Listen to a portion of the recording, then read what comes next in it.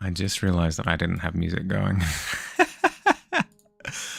Oh dearie dear. Hi Alt, how you going, bud? Happy New Year, everyone. The countdown is finished. We're good to go. How are we all? Hope you're doing well today. Okay, and transfer over. Lighting, how are we looking? Looking good. Probably a little bit too bright over on this side.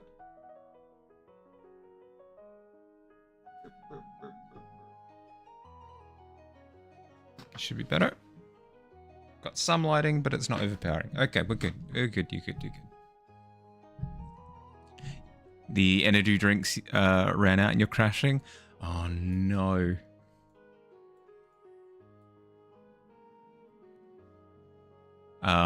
Do you need to be awake particularly at the moment? It's getting pretty late. If anything, it's kind of perfect timing. It's a new year for you. I'm so happy for you. Congratulations. New year, new you.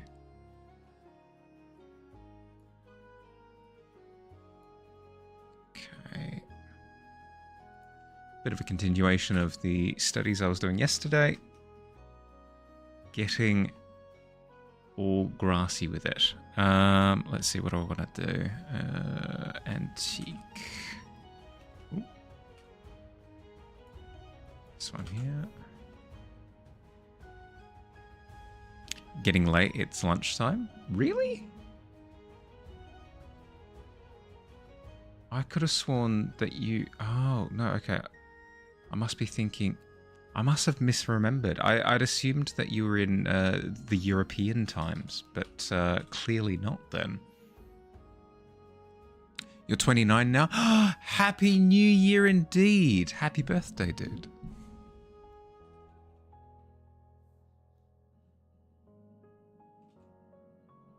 European Yaki, oh, right? Oh, bunch of stinky guys over there.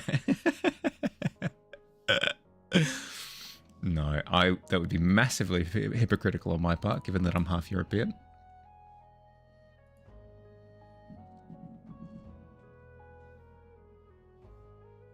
Half Mediterranean, specifically. But yeah, okay, noted. Locked away in Monoghan.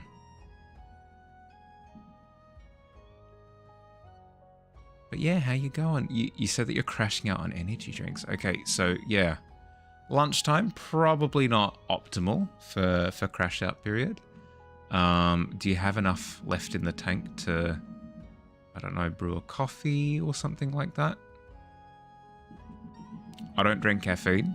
So, I mean, I say that, but I've also got a tea next to me. So...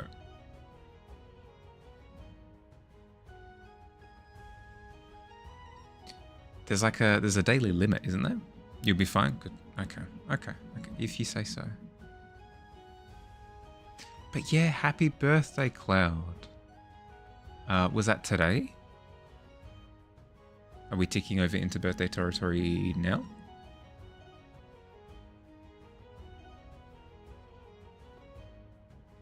Supposed to be in a business management class. But you have an appointment with the doctor at 2, so you couldn't go. Ah, right. So you've got a bit of a window now then. Fair enough. Probably a good idea to be chilling. Although, don't chill to the point where you take a nap. I feel as though nap straight before a doctor's office is asking for trouble. The amount of times where I've gone, you know what, I can probably fit in a nap here, and then I've slept through a commitment. More times than I'm proud of.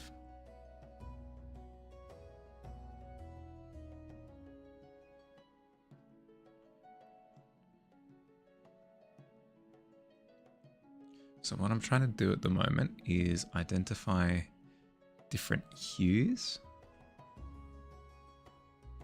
in the grass and introduce them with a bit of prickly texture. because what we did with this patch of grass over on the left yesterday was we started with a relatively basic gradient, sort of going from top to bottom, and then started adding in texture after the fact, and that led to, in my humble opinion, a flat outcome. So looking to add some of that je ne sais quoi texture liveliness from now in sort of the underlayers, so that when I'm going through and I'm actually scratching out the texture of the grass, it's inherently more exciting.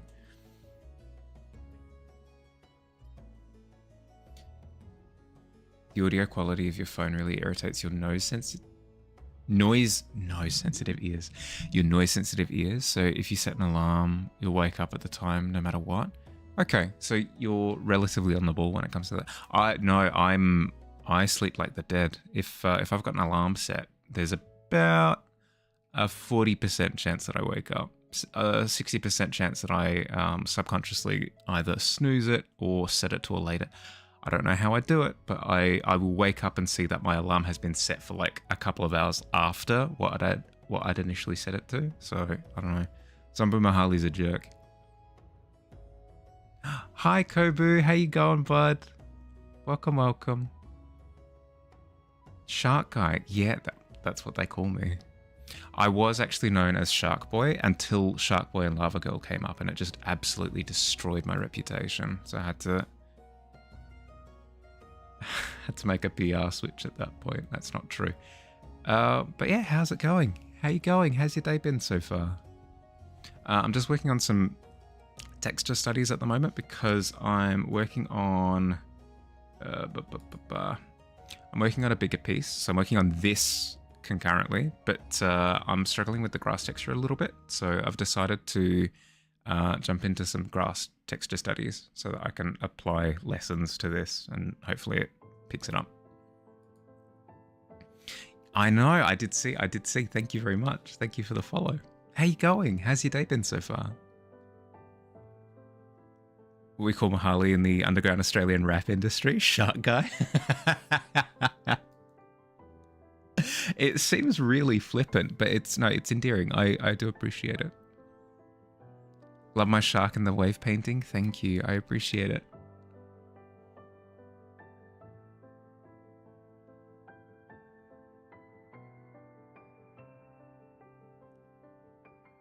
Woke up 2 hours ago, so just started, but it's going fine. Good to hear. Good to hear. The story behind that one is that I spent about a year grinding landscapes, specifically studies of different landscape compositions. And then after I'd done all of that legwork, I jumped directly into an idea that popped into my head, just so happened to be shark. It's technically a sea serpent, but it's fine. And yeah, that piece is sort of a culmination of about a year of hard work. Not a year dedicated to that one piece, but the one piece is real. Not a year dedicated to that one piece, but a year of work that then got put into the piece afterwards. So I'm very proud of that one. It represents a lot for me. Sorry if I'm sounding nasally at all, by the way. I'm developing a little bit of a sore throat, and I think I've got a sinus thing coming on.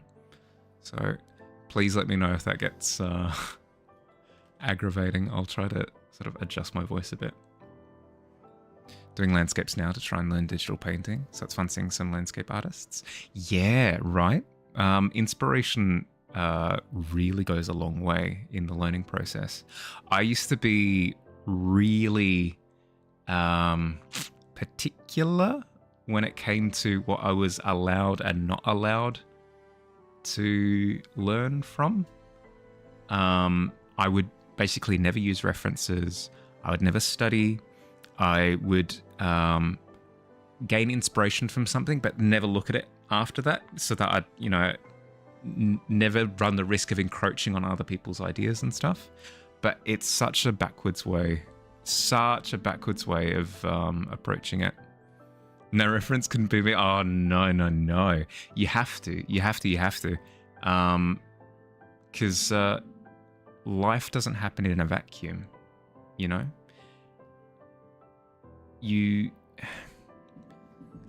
I would feel bad if all of the lessons that I'd learned, the experience that I'd accrued, all of the progression that I'd made didn't go on to influence other people.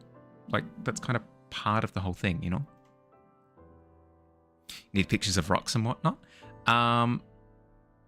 Yeah, well, I'd recommend Pinterest, but Pinterest is a little bit hit and miss because of the whole like AI art and image flood. It's still good, but you have to sort of keep your eyes out. Google Images, I've sort of floated towards a little bit more nowadays, just because I can be particular with my searches. Just as a quick example of what you might do for a Google search to find references, you might type in like dragon, and then you follow up that prompt with minus, and then you bring up a like a speech mark, and then you might put in AI, and then you do it for another prompt. So stable from like Stable Diffusion. Then another one might be dreams from Dreams Cafe or whatever the AI thing is. You plug that in, go over to images, and then you'll have a look. See like, oh, okay, this one's definitely AI. See what engine it's from. So you go, okay, secret retreats, and then you add it as another minus modifier. So you go, okay, minus speech quotations, secret. Plug that in, and it's removed it as a search result. And you just go through and you filter until you're down to actual artwork. And then you can use like, oh, okay, that's a lovely dragon that somebody's done. That's a lovely dragon that somebody's done. And then if you're wanting to see more of that person's work, you click into the link and you follow the trail in further. But yeah, that's why I'm sort of pivoted more towards Google Images nowadays, because I can refine the search like that. Big question time. What's the best pie? Tomato and onion, mushroom, chicken curry, beef and pepper, steak, or cheese? Ooh.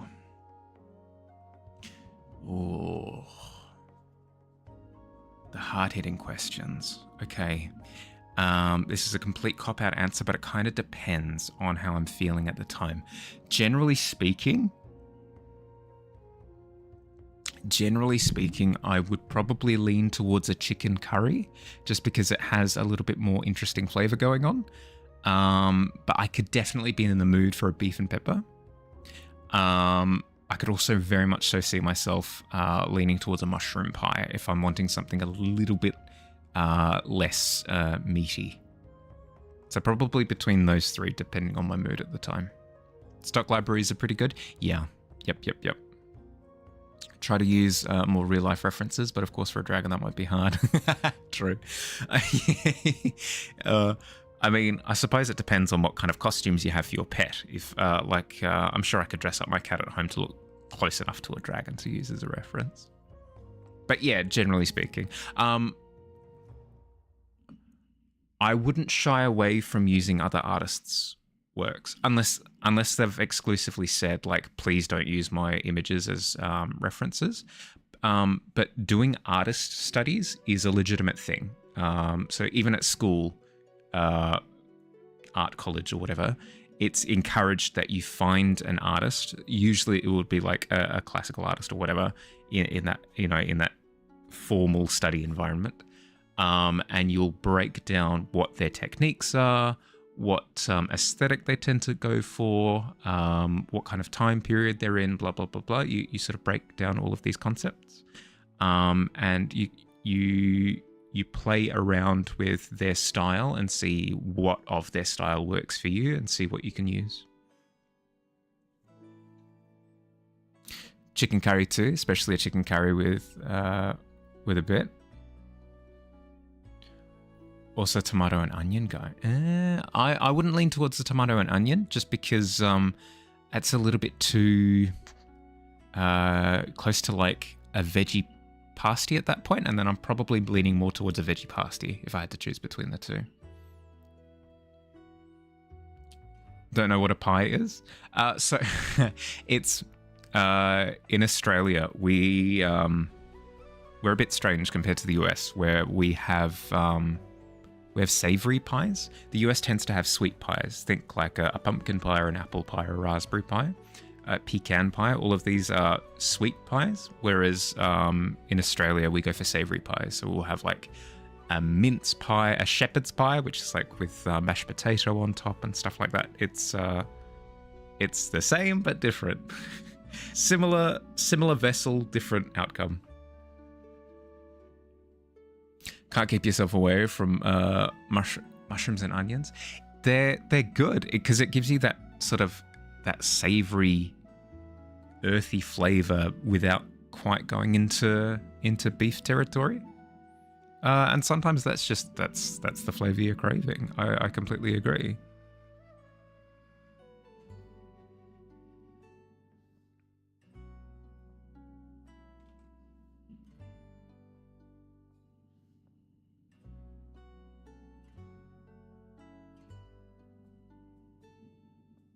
I was chatting with a couple of friends the other day about have you seen the different food formats diagram? Food type diagram. Taco, sandwich, the cube rule. This one.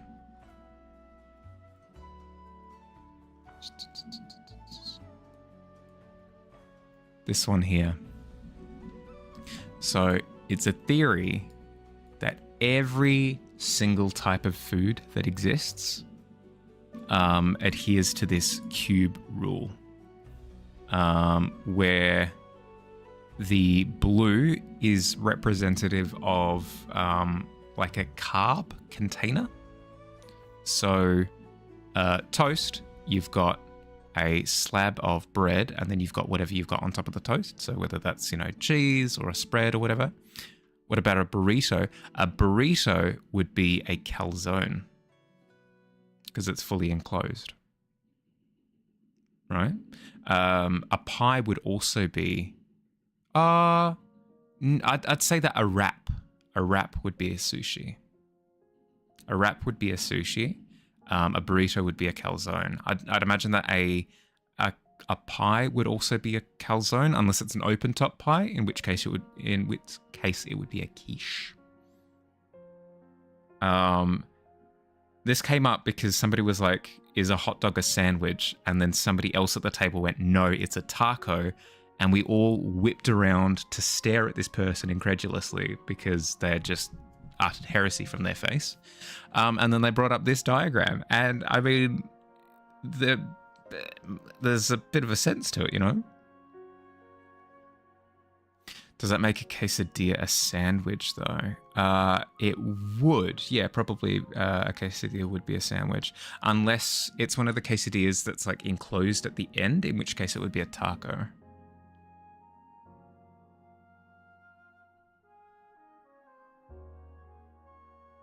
Yeah. I'd imagine something like a corn dog. Again, probably a calzone because it's fully enclosed by the carbohydrate casing. Never use this. Never use this in social circumstances. If you're having a chill conversation with someone and they bring up the "is a hot dog a sandwich" thing, do not do what my friend did. Do not bring up this diagram. Because it's alien speech. This does not actually apply to common sense. This does not map onto, but it's interesting to think about. It is interesting to think about. Because, like, for example, what would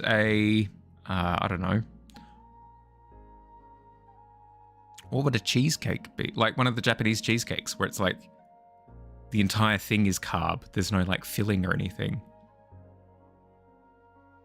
Would it? It wouldn't be a calzone, and it's not layered. Would it be a toast? I guess it would be a toast, right? Japanese cheesecake would be a toast. Because it's just the one. It's just the one layer of carb. That's so stupid.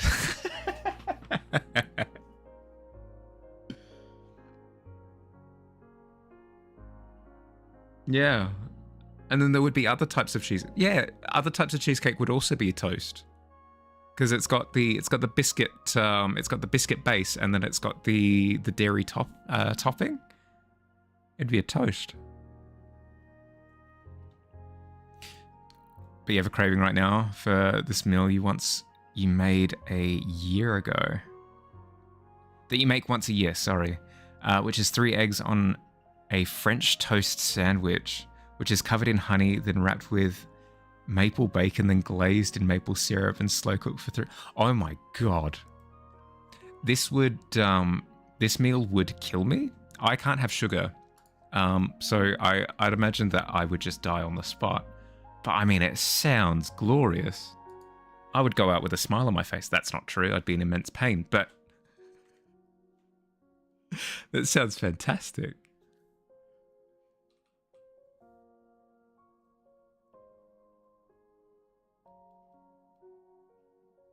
How did that come about?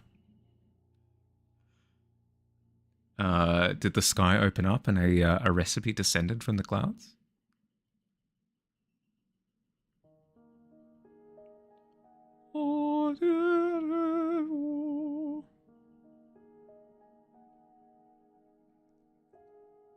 Except for the maple syrup, I don't think there's any sugar. Yes, but no.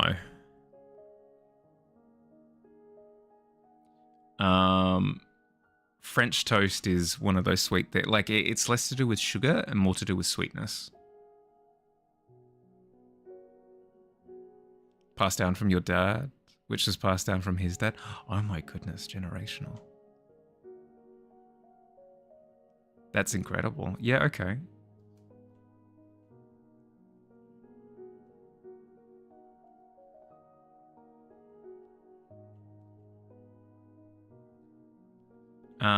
Well, I mean, if you make it once a year, if you've not had it... Ooh, actually, that is the question, right? If it's a once a year thing, annually once a year,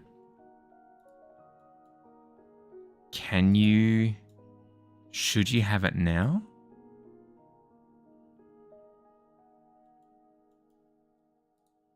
That's a tough question, right? If you've got the entirety of 2025 to have this special meal for yourself, do you burn it this early in the year? I suppose it depends on how strong the craving is.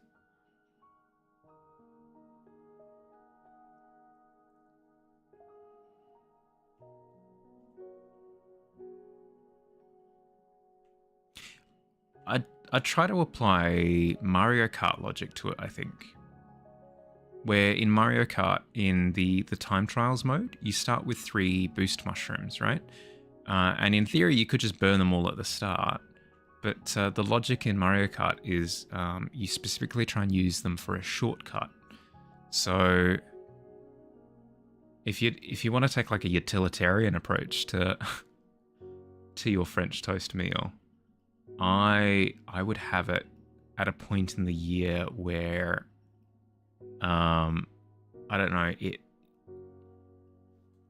it has like a multiplier added to it, whether it's you have it with somebody that you enjoy the company of, and like that company makes the enjoyment of elevates the enjoyment of the meal, or you do it to impress some friends. Takes a lot of effort to make. You also have to marinate the maple bacon in a special sauce we make for 8 hours. Whoo! Yeah, okay.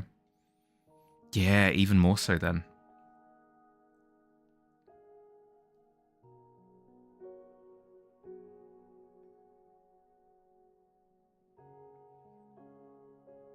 No, no, of course, of course. I wouldn't, I wouldn't dare to ask. That's your 11 herbs and spices there.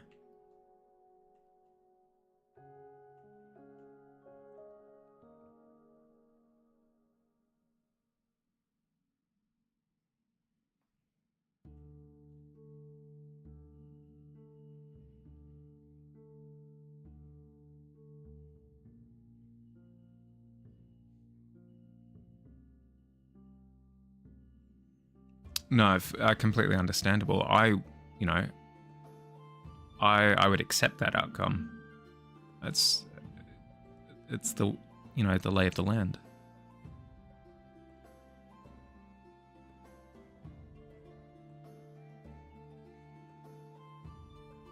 If you did tell me, I'd be incredibly dejected. Like, oh, God. Well, you shouldn't have done that. Now you have to kill me.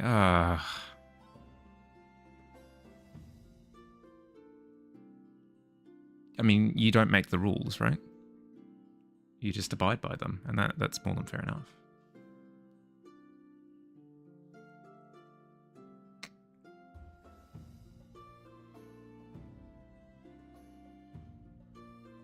I had plans tomorrow. Yeah, like, damn it. God, couldn't you have waited until tomorrow to tell me and then kill me?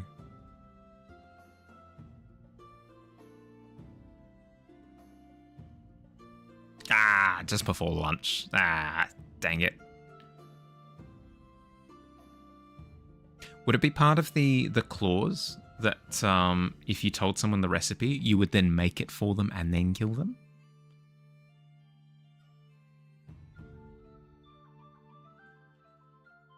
Because I could live with that. I mean, I could die with that, I guess.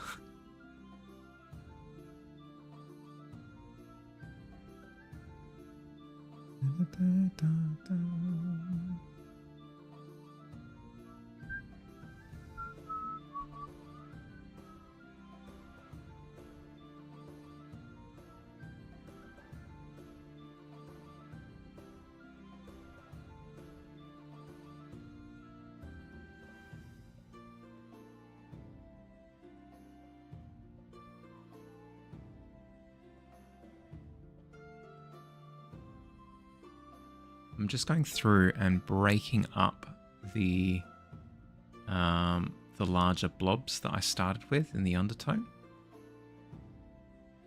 But the important thing is that I started with the blobs, so it means that at a glance the undertone doesn't feel flat, because right now with the one on the left is you can kind of see this olive green all the way through the whole thing, and it just feels like the basis of the grass is just flat underneath. Whereas with the one on the right, way more chaotic, but it feels like there's more depth to what's going on, because you can't identify like a single tone as this is the thing that makes up the entirety of it, you know?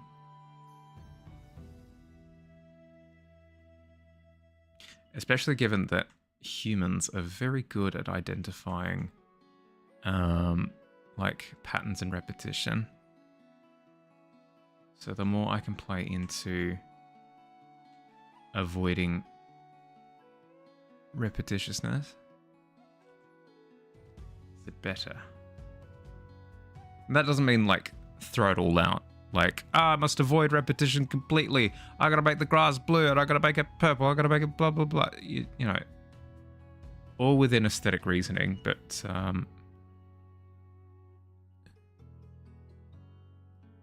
diversifying the palette is an important step.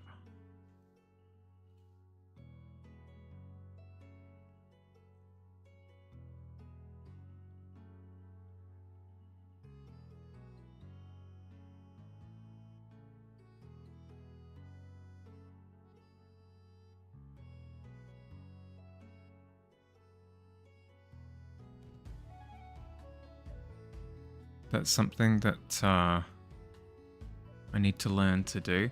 I've got a habit of adding detail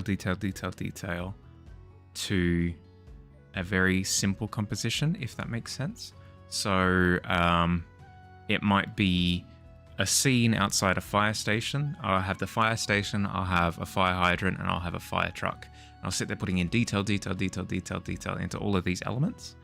But what I failed to do is introduce things like fallen leaves on the road next to the fire truck, like birds in the air above the fire station, electrical wires in front of the fire station as well, maybe like a dog crossing in front, like adding more elements. So less micro detail, more macro detail, if that makes sense.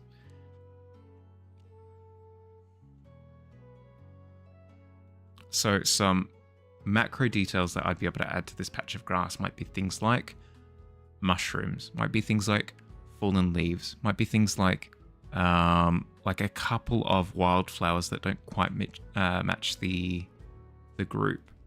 Like insects are a thing, I guess, a little bit tough at this kind of scale, but like the thought still applies.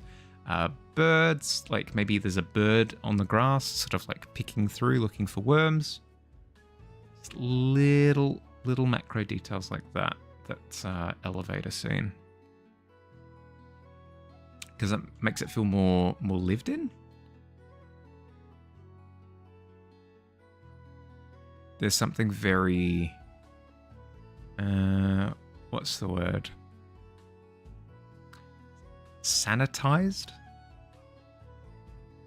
about a scene that like very literally has the things that you need in it, but doesn't have anything else, you know? It lacks imagination.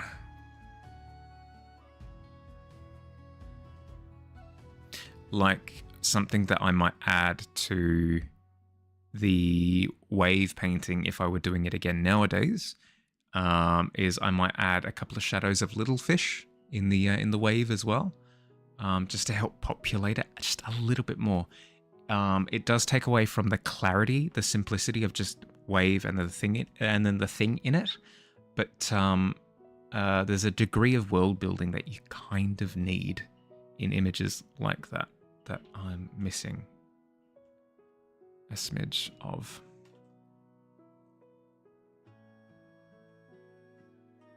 At least in my humble opinion. There are no correct answers per se, but in terms of at least what I want to be doing, that's the direction that I want to head in.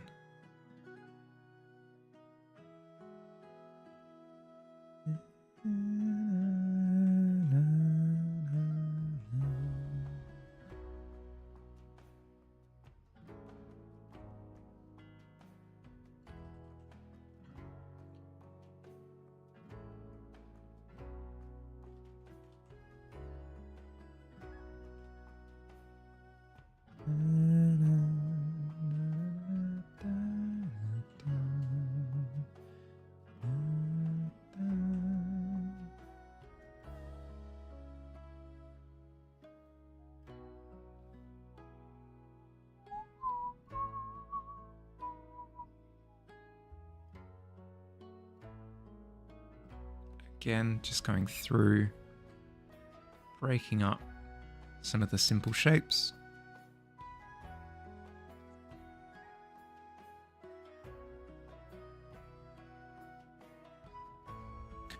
What I'll eventually want to do is start introducing some highlights, but that can wait for now.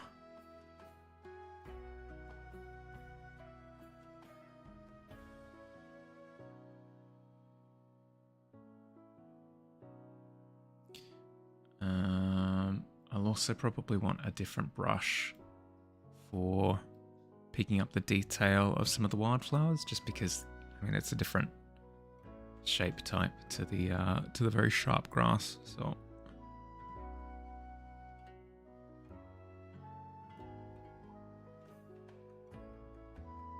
need a title for your essay about the microeconomic effects of the Queensland housing crisis on a middle-class Queensland resident and the inefficiencies that are born in this type of market. Any ideas?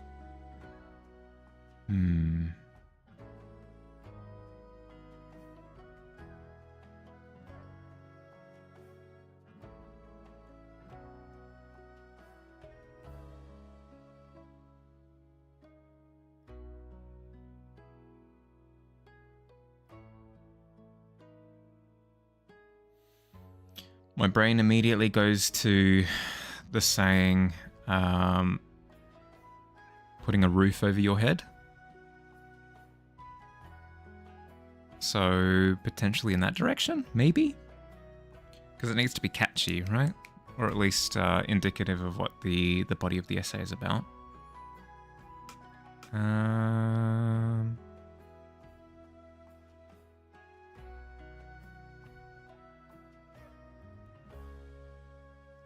It's an article, right?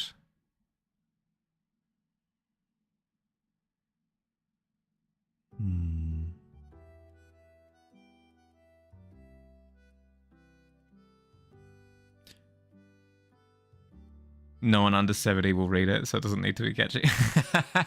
Yeah, okay, okay.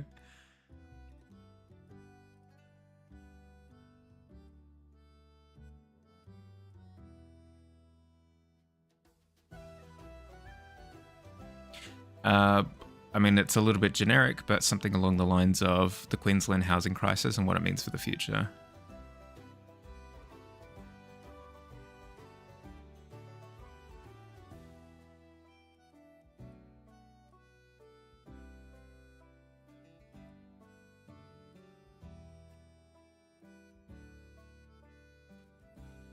Only thing that comes to mind, really.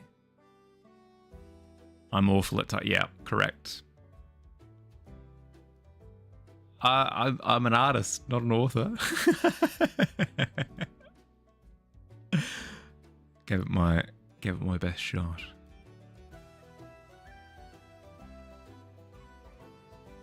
Nah, it'll be like those Shark Tank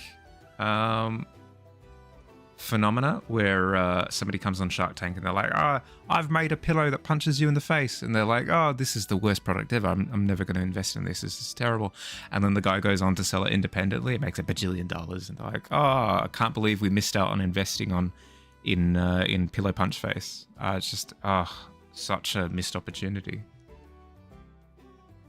It'll be the same thing here. Somebody will release an article that has the title, the Queensland housing crisis and what it means for the future, and it'll pop off. It'll do the numbers, and then you'll be sorry. That's how Jeff Bezos got his start. Pillow punch face. True.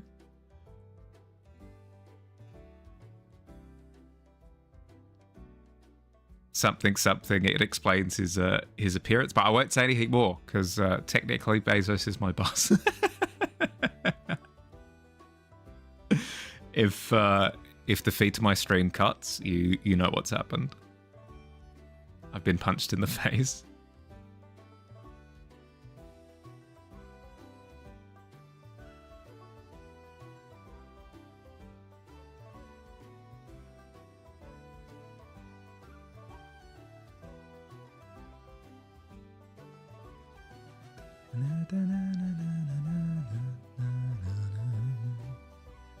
Microeconomics is about current information and how current information affects individuals in the short term, so that title wouldn't even relate to the subject. Ah, yeah, fair. Okay.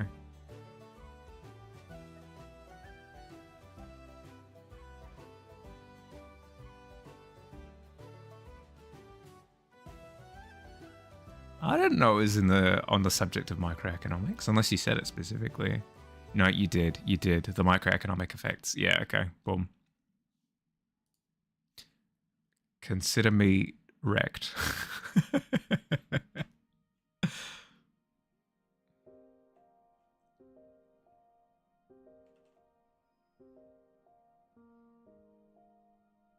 I mean, just you could replace the ending with "and how it affects us all" or something. But again, my tendency would lean towards something a little bit catchier, you know. I mean, you say 70-year-olds don't really care about catchy titles, but their activity on Facebook would say otherwise.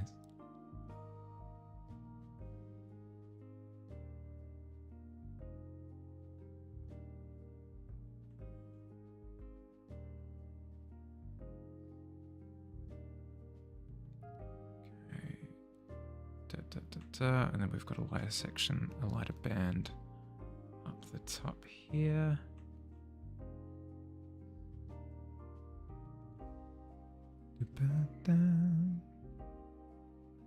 This is for the 70-year-olds on LinkedIn, not Facebook. I mean...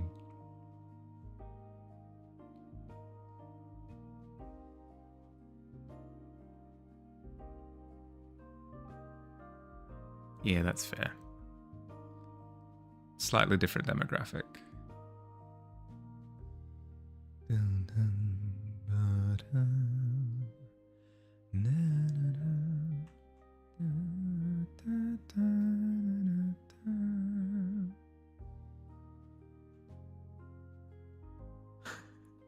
I feel as though you wouldn't be able to go with something along the lines of Oi Geezers as a start. I feel as though that'd be a little bit out of hand. That was 40 minutes away, so you gotta pack up and start going. Yeah, all good, all good. Good luck, have fun. I mean, not have fun. You know what I mean. Good luck. Don't stress out. You got this.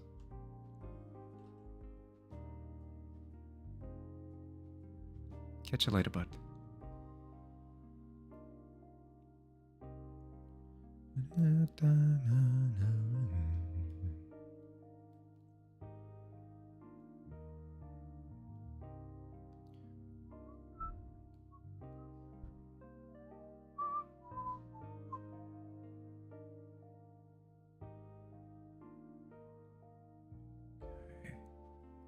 Let's see.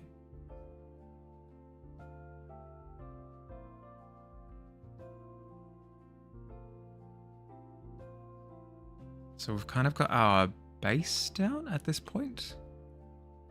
There's a little bit more we could do with some of the textural variety here in the foreground, but otherwise we've got our base down.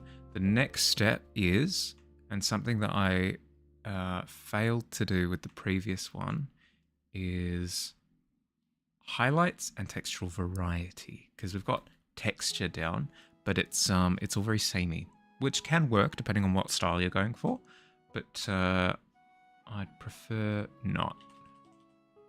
So switching to a splotchier brush, going in here, grabbing a more vibrant yellow, and look at that. It's immediately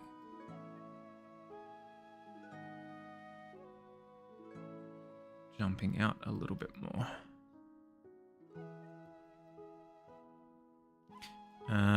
Literally just doing as I would with a traditional brush, just sort of splotching little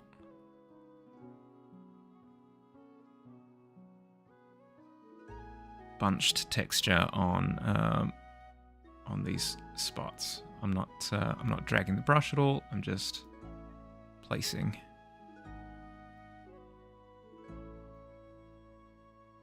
Okay, and then as it comes into the foreground, it's getting brighter and more pure yellow, I guess. Whereas the yellow that we were using before is like an orangey yellow.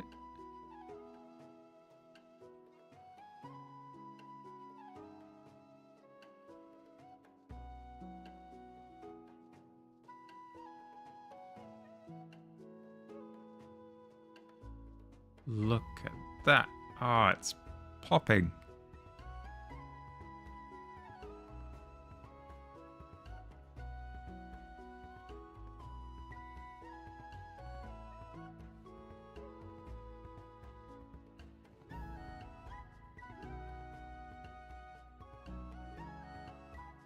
I need to bring some of that brightness that I'm introducing into the grass as well. So let's jump over to...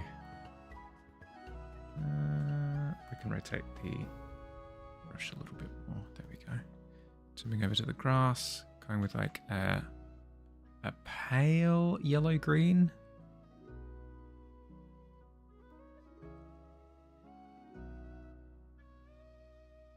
Just introducing that brightness. Kind of elevate this area at the front. Then we can go even brighter. even brighter.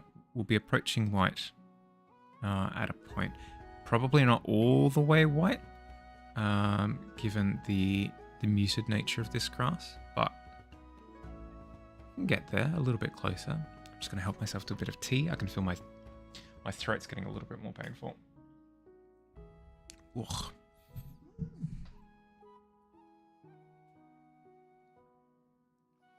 Cheers, by the way. This is chai vuno, by the way. Greek mountain tea. Literally translates to mountain tea. Chai vuno, mountain tea.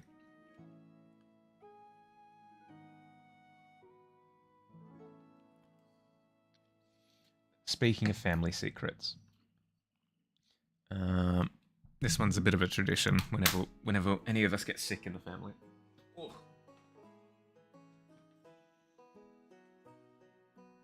How well does it work? Who's to say? Does it help to soothe my throat at the time? Yeah, more or less.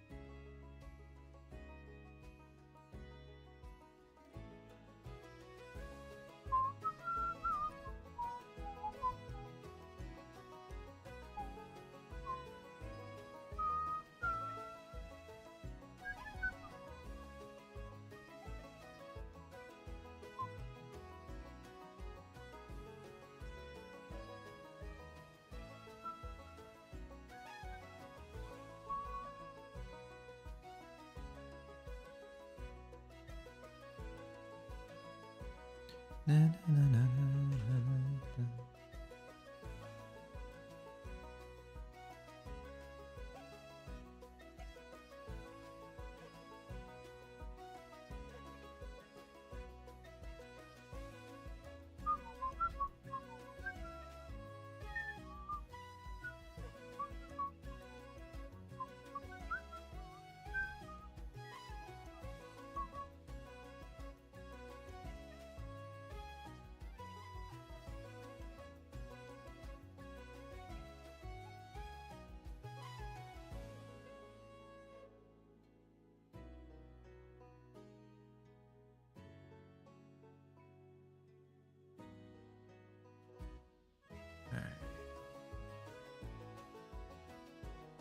Now going through and adding some more sharper flowers, just to kind of break up how chaotic it feels.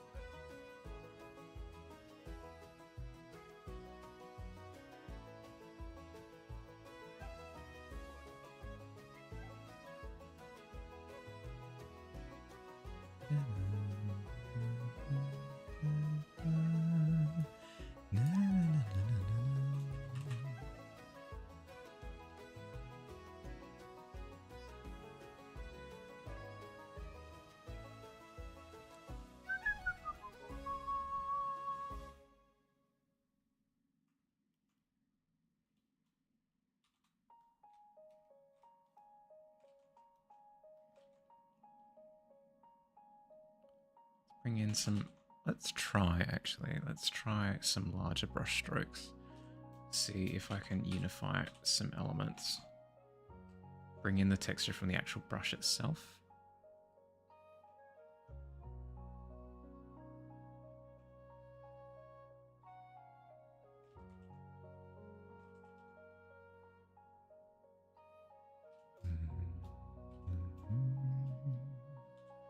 That's helping.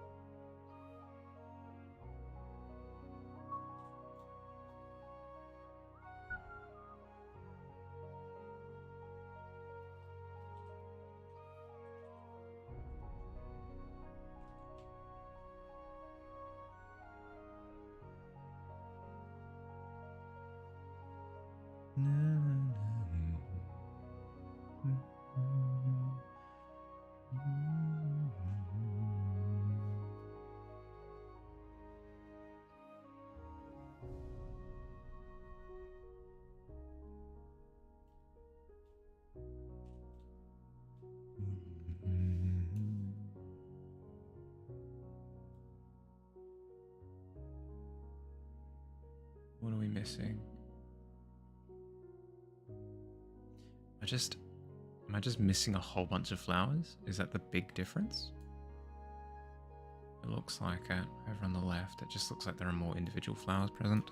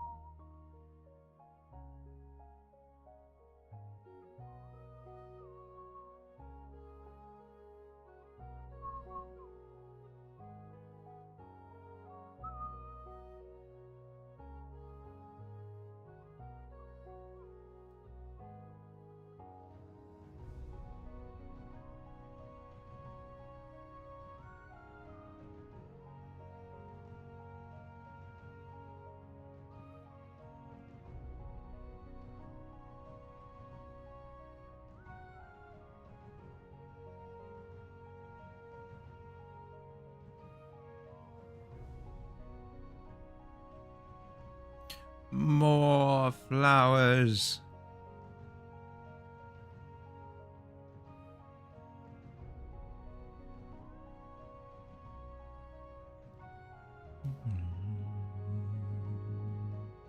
Oh, 1 minute. Thank you, Tavern. Appreciate.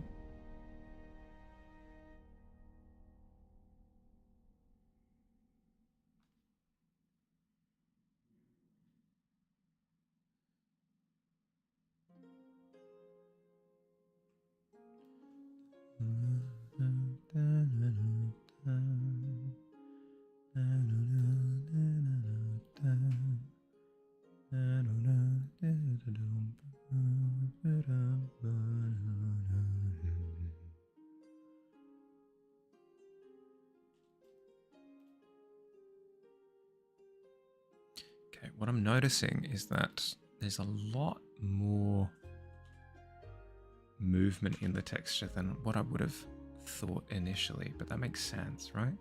because I'm getting that depth from the variety that's just not present in this one.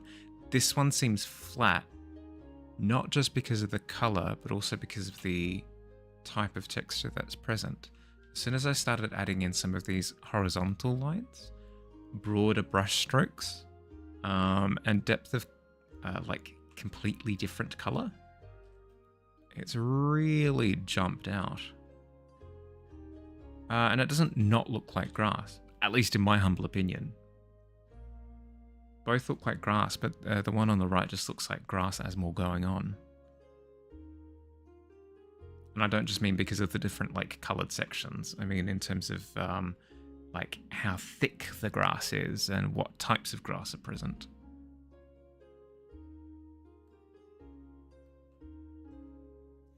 This is exciting stuff.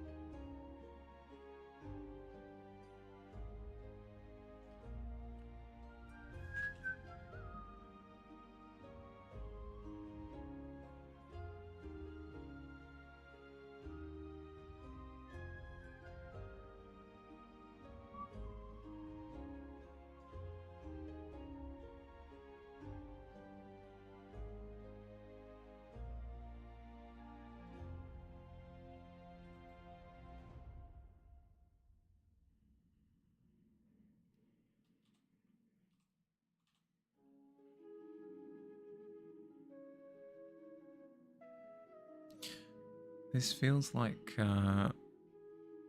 getting back to my more impressionistic roots, which is cool. Maybe not what I anticipated would happen, but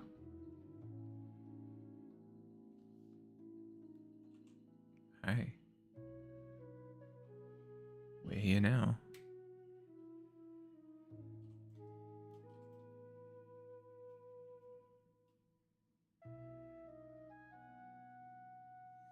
Because this was way more exciting than this one over on the left. Let's start on a third and see how we feel about the outcome. I had another bit of grass in my other reference file. Yeah.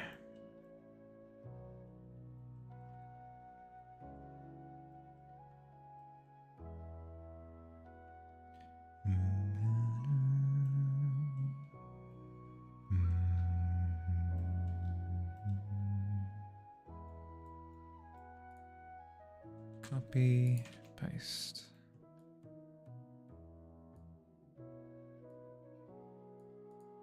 Here we go. Working on this one now. We're not going to have that lovely sunset in the background, unfortunately, but hey, them's the breaks.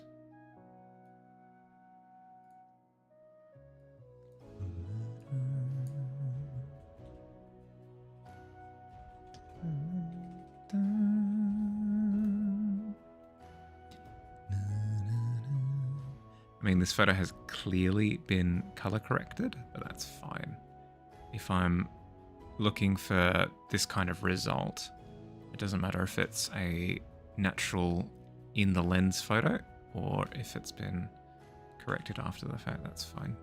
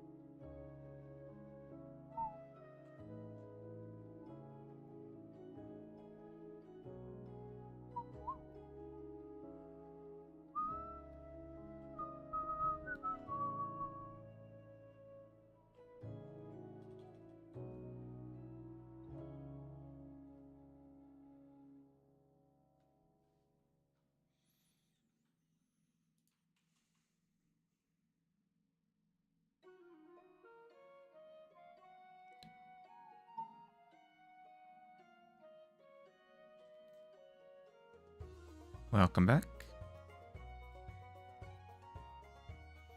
Hope the ads weren't too rude.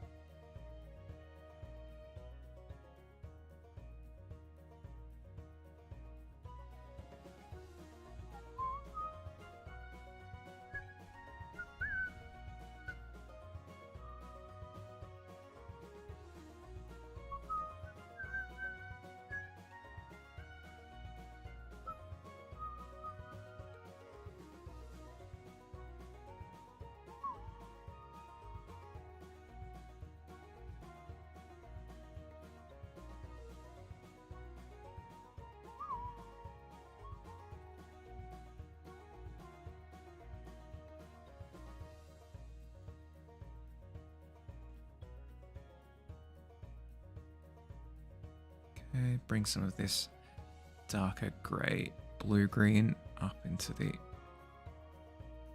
base. Looks like all the shadows are done in something akin to this. So we go over to there, go even bluer, more grey. Bluer, more grey sounds like a fantasy name if I've ever heard one. Hello, I am Professor Morgrey. Everybody take your seats.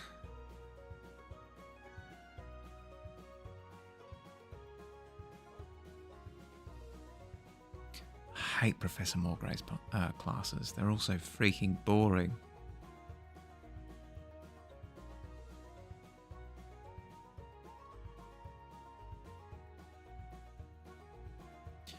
Class is in session.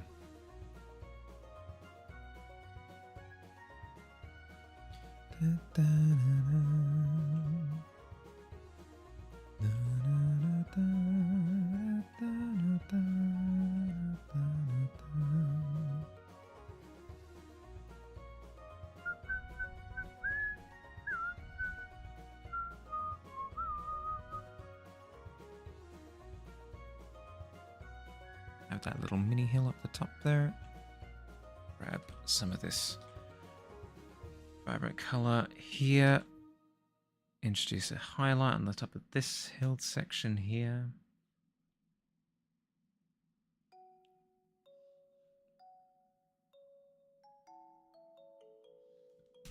Oof, pardon me.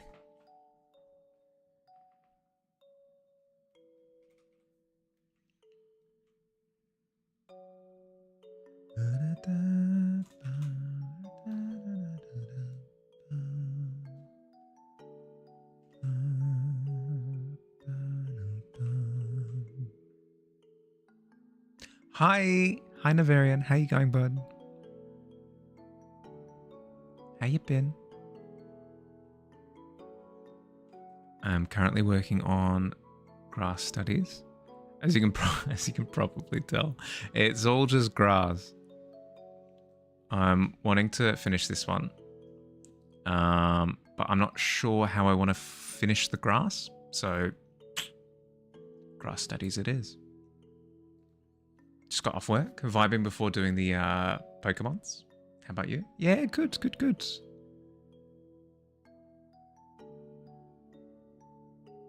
I'm coming down with a little bit of a head cold though. I will admit. So I'm packed to the gills with home remedies. I've got my Greek mountain tea. I took some lozenges before. I've taken some cold and flu meds. Bracing for the worst.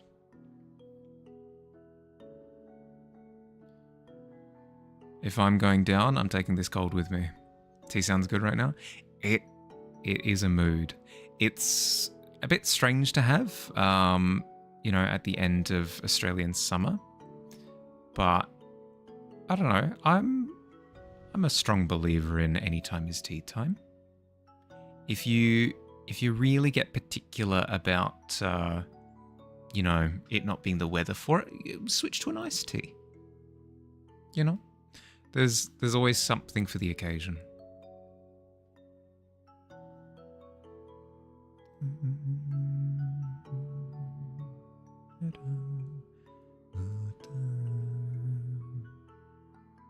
Okay, so I wanted to try, more splotchiness in the bass tone. So let's try and do that now. But yeah, well, I'm glad you're off work now. Getting stuck into Heart Gold again? Or have you... I've been slow getting through Soul Silver, so I don't have a good sense of where everybody else is at.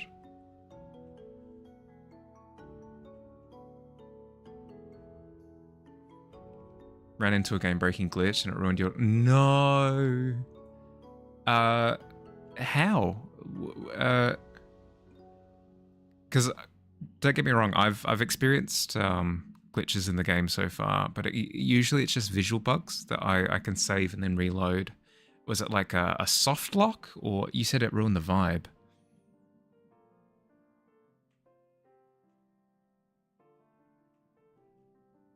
What kind of glitch we talking?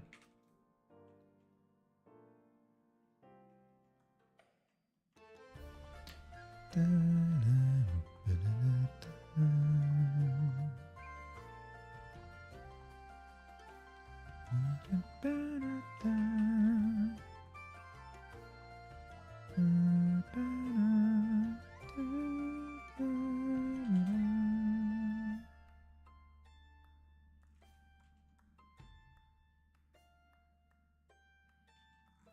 of a sharper divide here.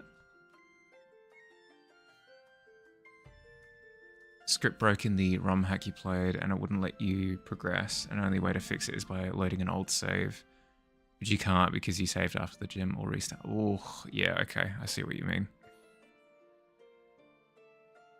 Yeah, so it was a soft lock. Ah, that sucks. Sorry to hear that, bud.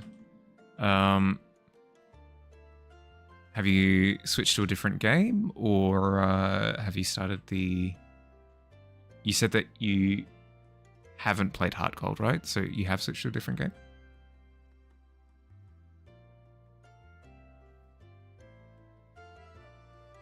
Unless I'm misunderstanding.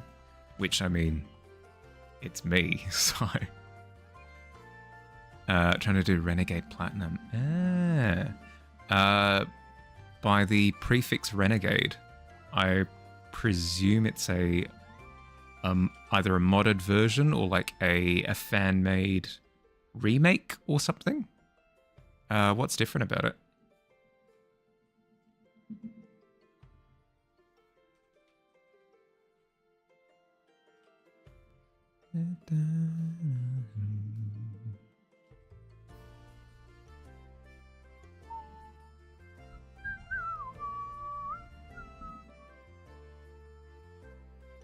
Gyms are hard.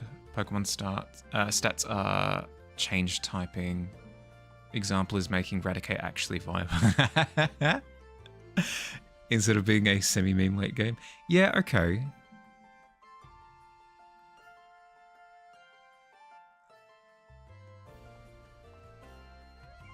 I have ho-hummed about why certain Pokemon just have zero viability in the game. But I did see a theory posed the other day that kind of had it make sense for me. And that's that some Pokemon are intended to be bad because it teaches you like the pros and cons of getting certain Pokemon early and some Pokemon late. Like, for example, some really, really, really strong Pokemon taking forever to level up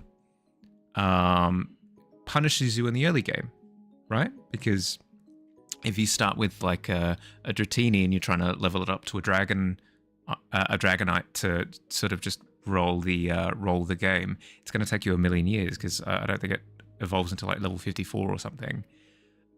Whereas bug Pokemon, really weak stats wise, but they evolve really early and they take XP really, really well. So I can see it from that perspective, where it's not about competitive viability, it's more about holistic gaming experience. And to that I say, sure, but like surely there's a way to make bug type Pokemon viable. This is coming from somebody whose favorite Pokemon is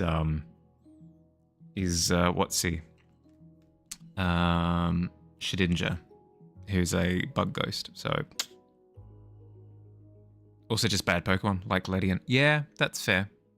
I'd imagine that the lesson to be learned there is some Pokemon are just better than others, so it teaches you to like be particular with who you pick in your party, I guess. I don't know. Ledian is just bad. You're right. Shedinja is actually good. Well, that's what I mean. Is like, there are ways of making bug-type Pokemon viable, but they tend to be super gimmicky, like a Shedinja, like a Butterfree spamming status moves, stuff like that. But just in terms of stats, there are a couple. There are a couple here and there.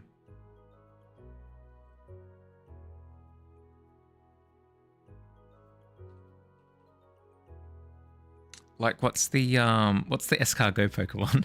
I've completely forgotten. There are some Pokemon names that just will not stick in my brain. Snail bug Pokemon. Shelmet evolves into...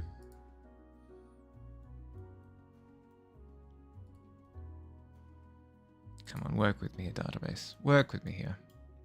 Excelgor. No, other one. Really? Where does the what's the partner Pokemon that you trade for in order to it's the steel type, super bulky. Escavalier, that's right. Cause the beetle Pokemon takes the the Carablast takes the shell. Yeah. Escavalier has a bit of viability because of stats. Like you'd be able to use an Escavalier in like a Trick Room Rain team or something, I'd imagine. It's tough. Four times weakness to fire is tough. It's pretty good, surprisingly. Yeah. Yep. I mean, speaking of which, I did end up using a Durant in a competitive team back in Sword and Shield, so there are applications for them. They're just incredibly niche.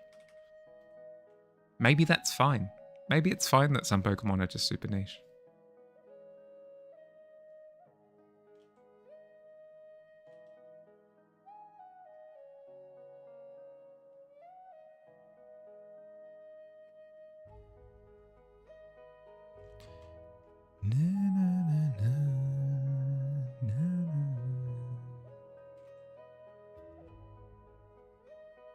How far into the Renegade Platinum run are you now?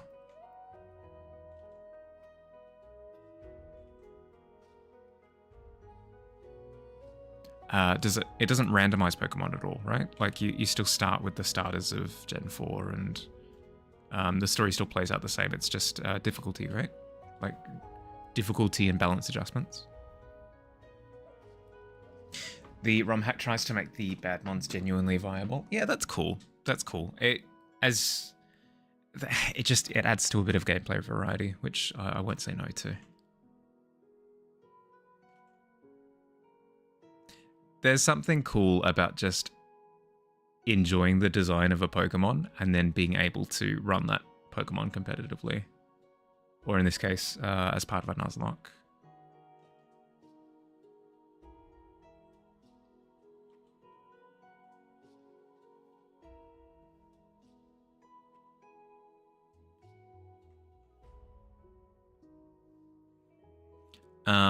Saying all of that, I have legitimately been running Eradicate as part of my Soul Silver run.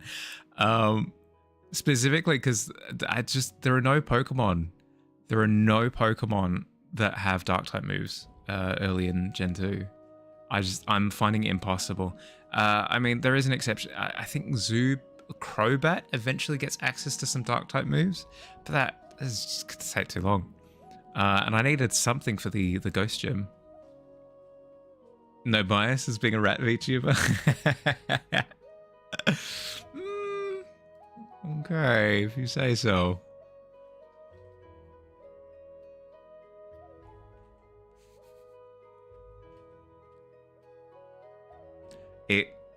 There's a Netflix series called I Think You Should Leave.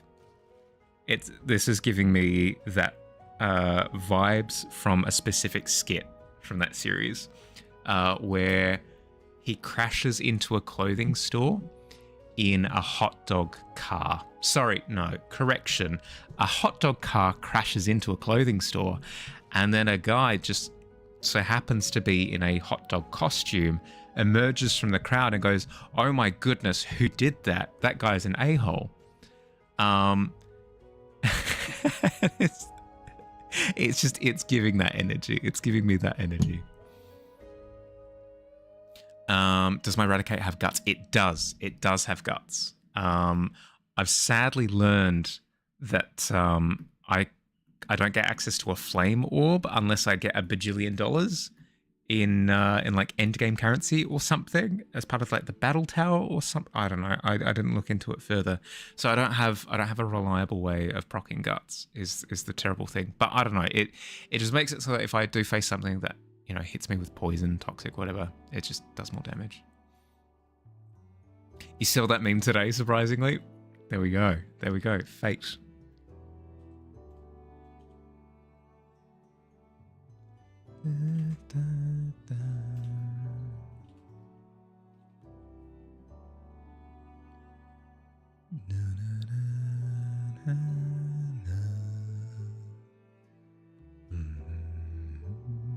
Something to consider that I haven't really done here is that I can have multiple planes present on slopes.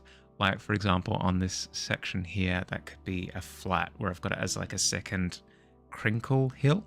I could have a section of flat going along there. That could work. Find a Pokemon in a wild that can poison or paralyze and heal it when you're going to your first going to fight a gym. It'll eradicate the enemies. Yeah, that's I see what you did there. It'll eradicate the enemies. Ha ha ha. But yeah, that makes sense. I see. The fear is obviously poisoning something and trotting it over. But as you say, if you just heal it up before the fight, it's not a problem. Yeah, it's a cool strat. It is a cool strat. What's something? Yeah. All I'd have to do is like fight a whole bunch of Nidoran and just hope one of them has like poison spike or whatever the ability is, where if it gets hit with a physical like touching attack, it poisons. That could do it.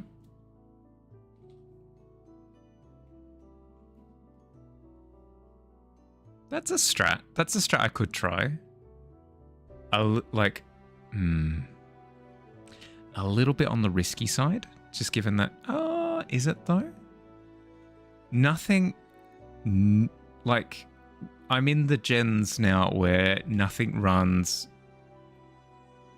Nobody runs items for their Pokemon. So it's not like something will be holding a focus sash.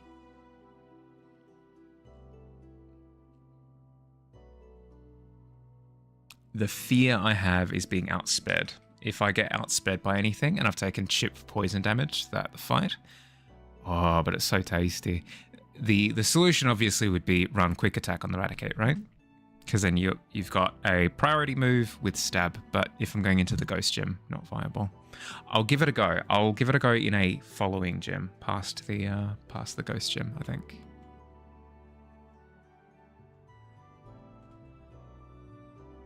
It's a fun strat. That's a fun strat.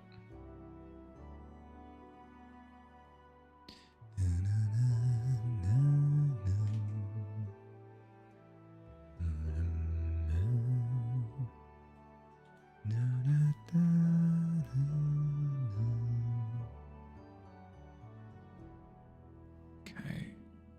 Need this shimmer effect over the hills here.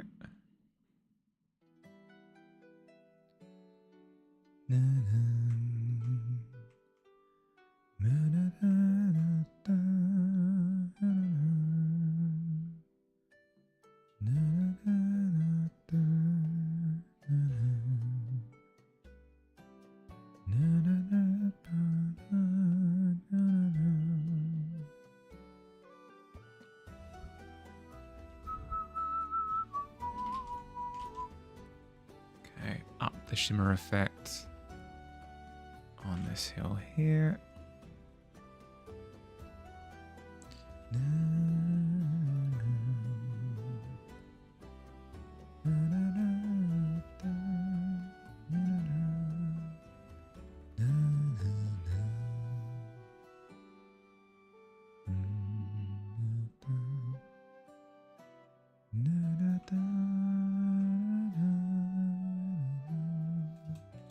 Now, where we've got the sun coming up over this hill behind, we've got a backlight effect happening, and sunlight is very warm. Wouldn't you know? Wouldn't you know it? Wouldn't you know that sunlight is very warm? So we've got a very orangey, warm sunlight hue. Tapping at the back of these hills. Hi, who is it? The sun. Oh, ads in a minute. Thank you, Tavern. Appreciate. Hi.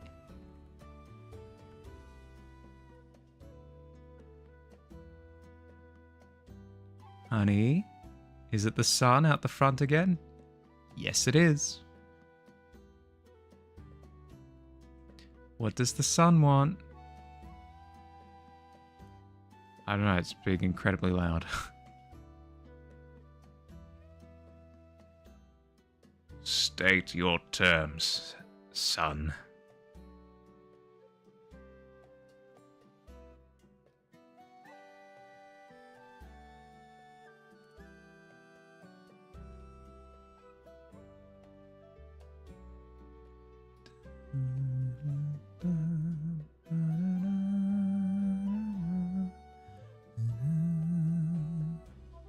Add a little bit of warmth down here as well.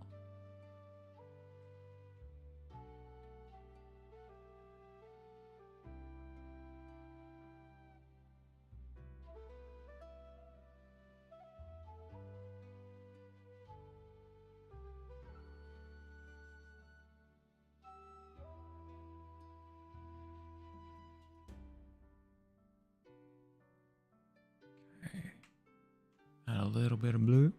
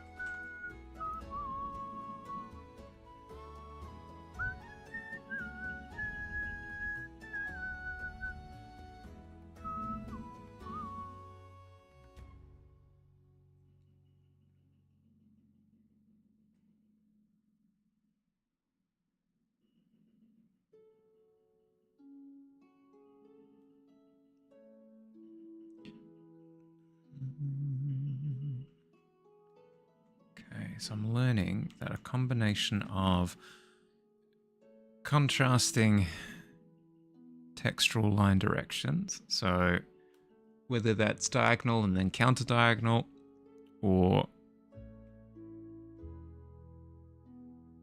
horizontal, vertical, anything like that, adds textural depth, even in more, shall we say, complex compositions like the one that I'm currently doing. It's not just like, this is the grass. It's, this is the grass on a slope,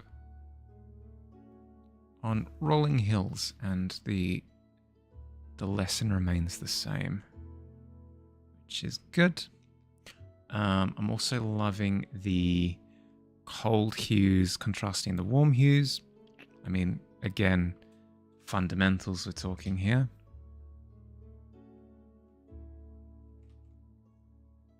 I'm wondering if I could quickly and cheekily head over to this one here, this patch of grass here, and see what adding a little bit of blue to it would do. I anticipate it'll elevate. It'll get real poppy. Not in reference to wild poppies.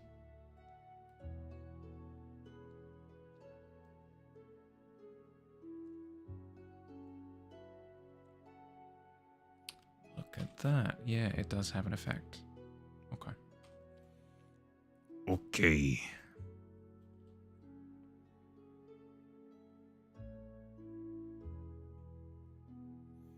It's specifically having an effect here with how lush the grass looks, which is interesting. Because I could see the blue not really working too well if I were to go any further with the one on the right. Just given that it's supposed to be a very dry look, whereas this, it's supposed to be, you know, lush and green and vibrant. Again, obviously, the levels have been bumped on this, but that's fine. The effect is what we want, so the accuracy to real life doesn't really matter too much. If it's an altered photo, it's an altered photo.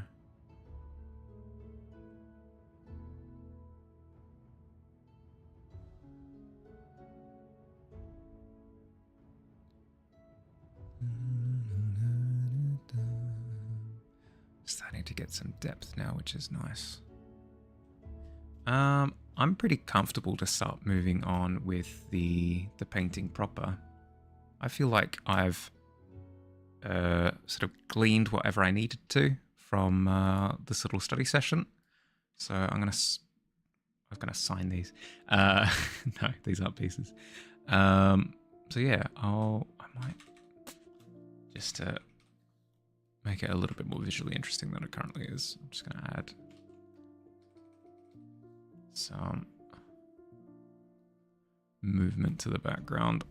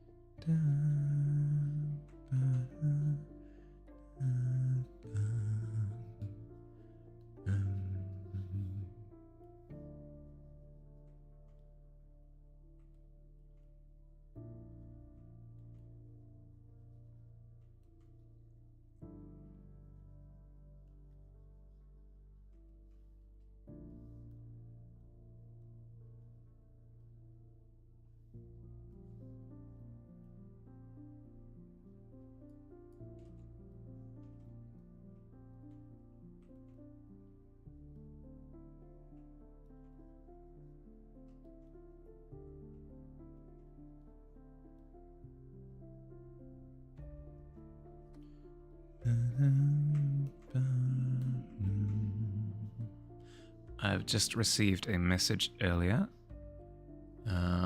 Cancelling plans for tonight, which sad, but at the same time opens up my evening. Oh, this is great. I'm probably going to big chill, which I need, especially if I'm coming down with something.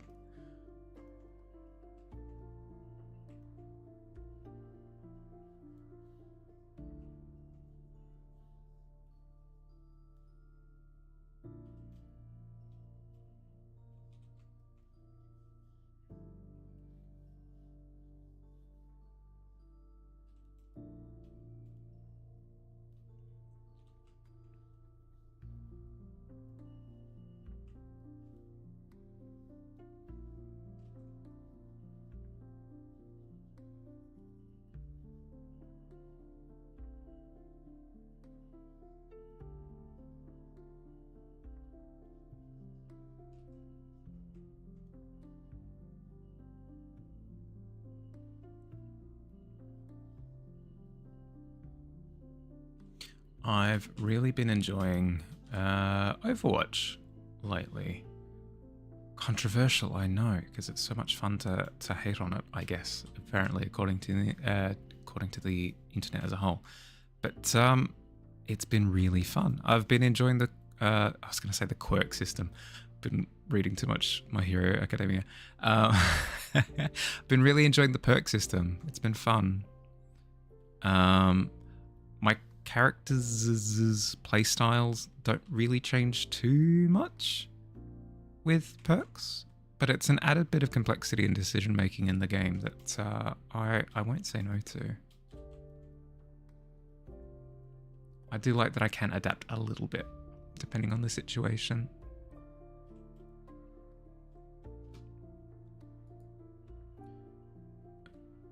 Let us save and then switch over. Ba-boom. Just that easy. Okay.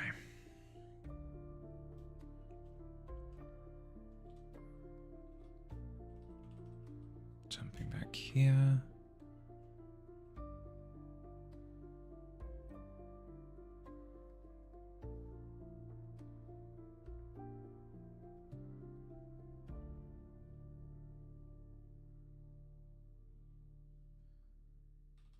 Turn that into a bit of a plane. Turn up the highlights.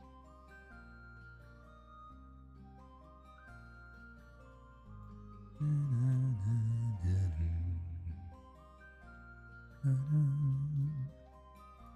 me grab a snapshot of the studies and chuck them over into my reference file.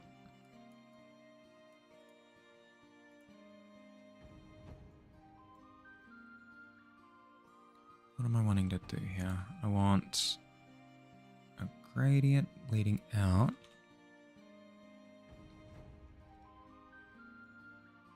The highest level of vibrancy, I guess I want to be here, like this section here. In which case, we jump down to this layer, bump over to this brush. Start upping the vibrancy.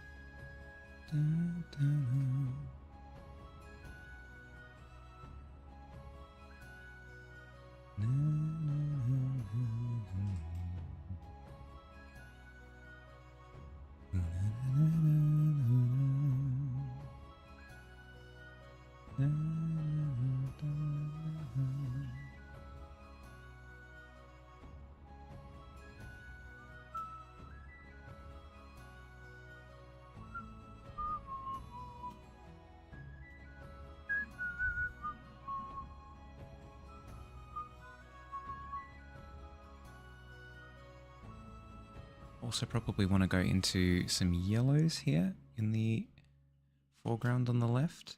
That way, as it goes into some of the blue tones up the back, we've got a sense of distance.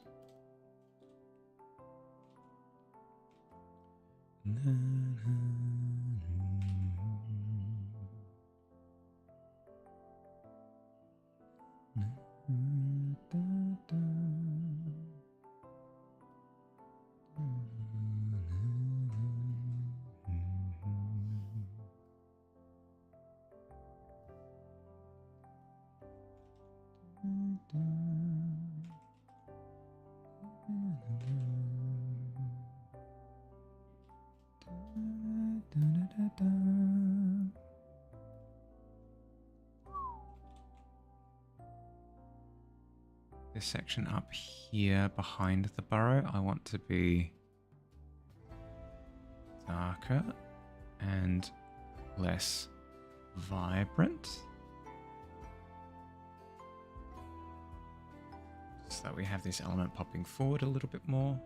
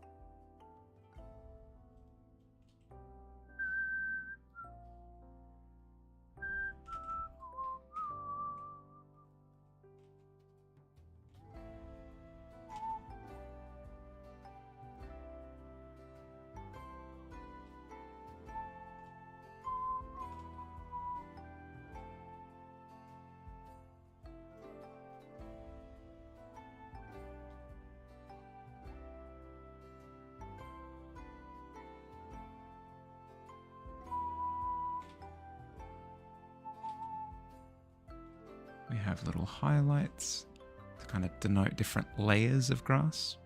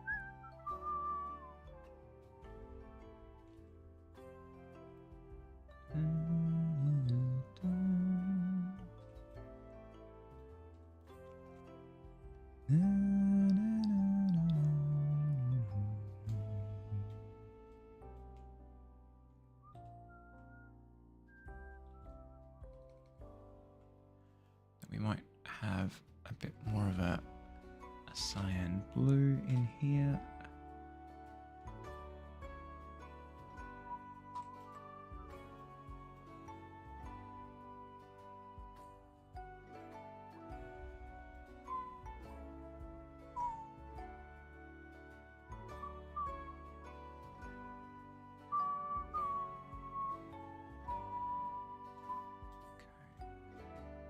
jump over to this flower here. Farah.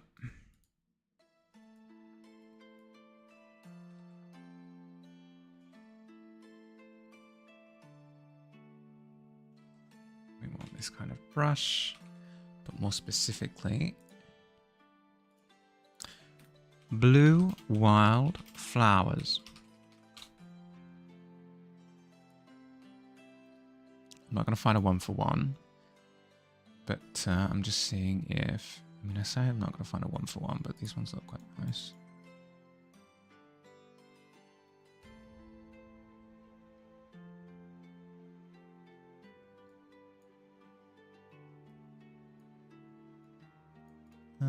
The hue's different, but the shape and tonal shift is nice. Yeah.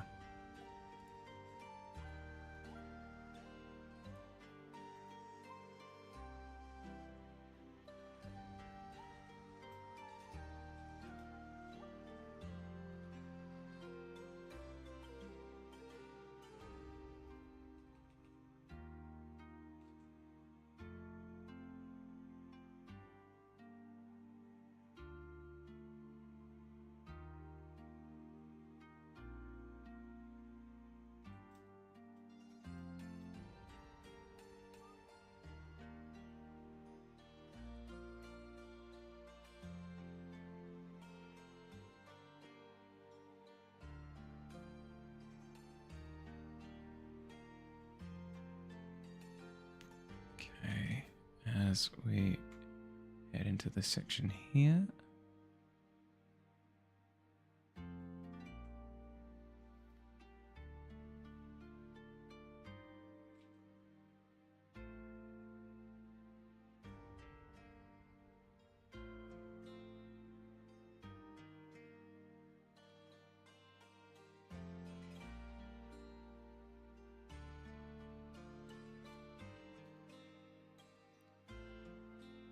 Dark blue, closer to a navy.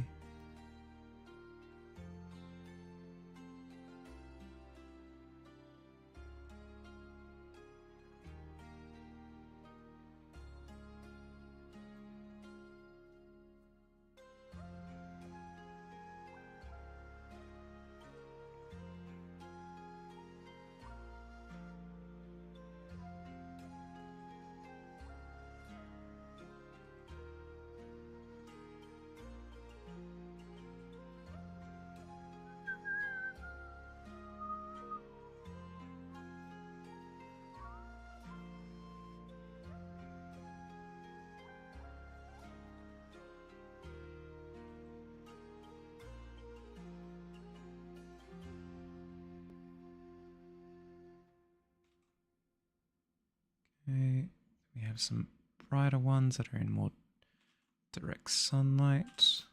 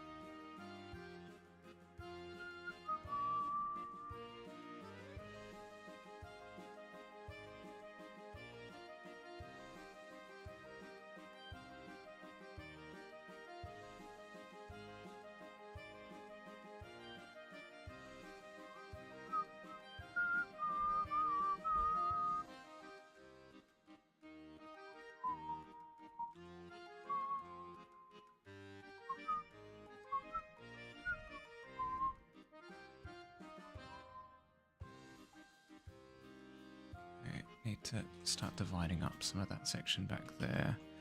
Maybe not that harshly, because it's a little bit blocky at the moment, which we can't have.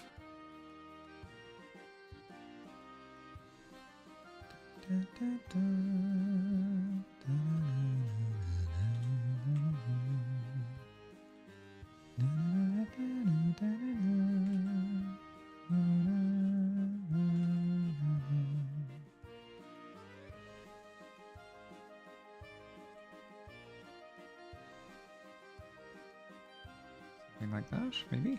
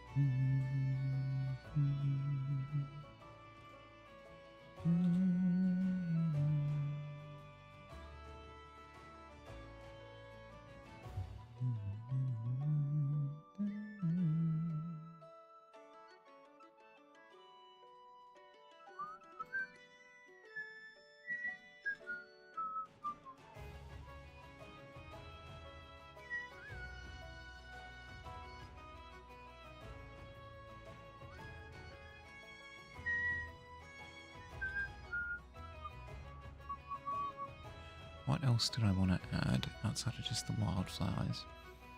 I wanted to add a little bit of grass diversity, right? And then maybe a couple of wildflowers that don't match the rest of the crop.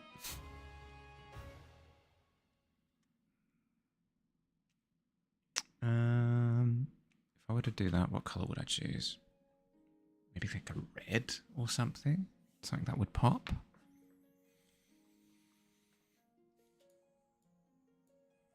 Like a hot pink, maybe? Something like that. Oh, that does have a nice look to it.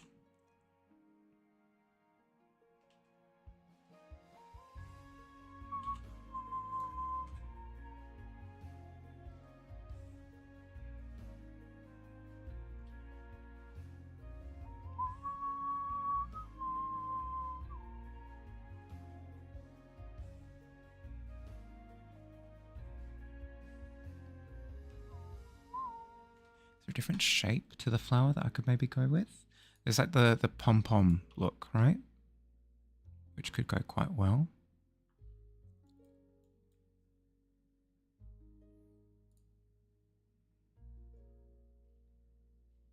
Teeny tiny star shape could also work quite well as well. Let's try the star shape. Let's try it.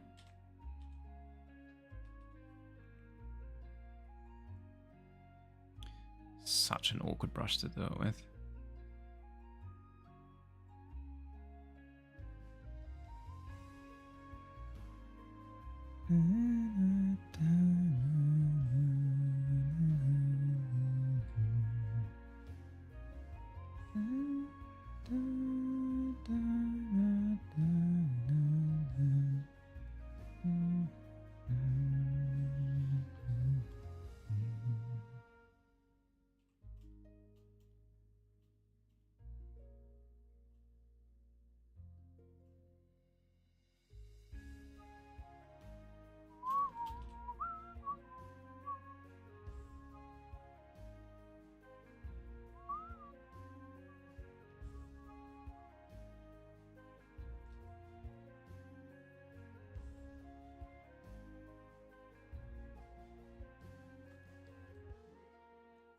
No.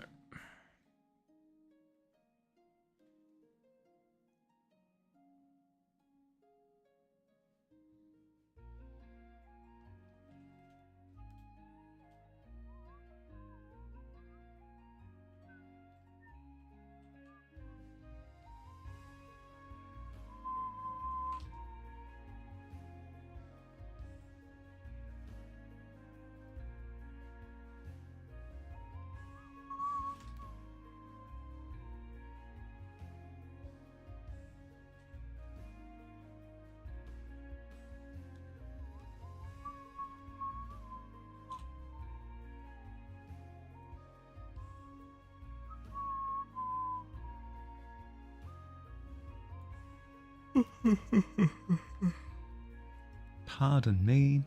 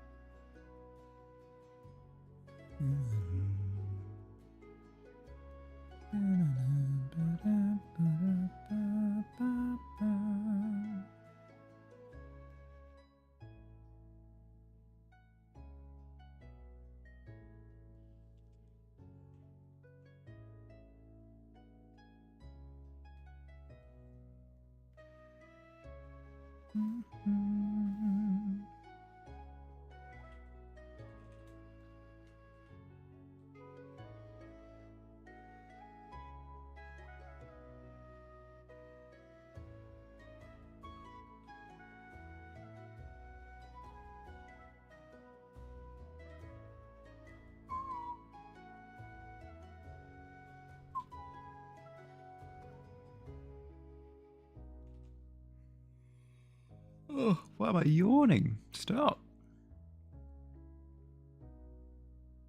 Stop being tired, me.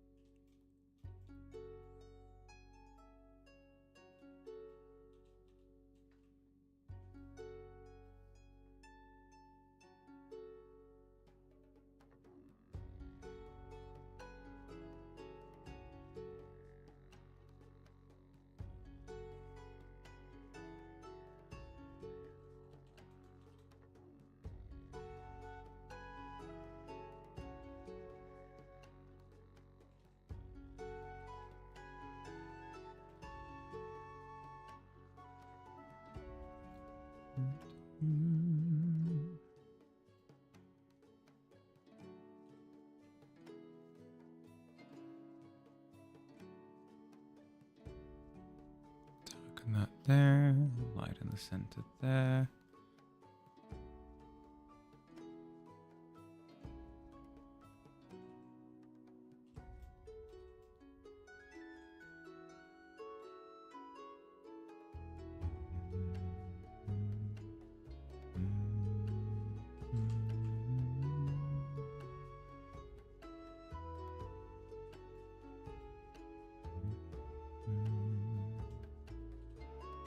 Now I'm just going through and trying to blend the wildflowers into the grass a little bit more by propping up a bit of texture between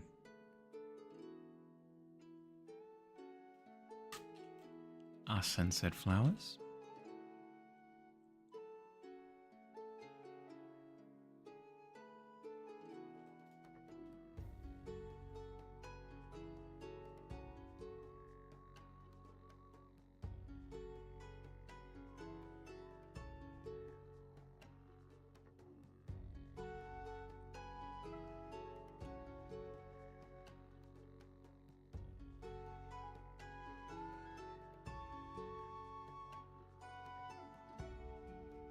Do I want? Probably do. I probably do. I was gonna say, do I want blades of grass up by this burrow here? And I think the answer is yes. But at the same time, I probably want them to be in their own layer, just in case. Burrow grass.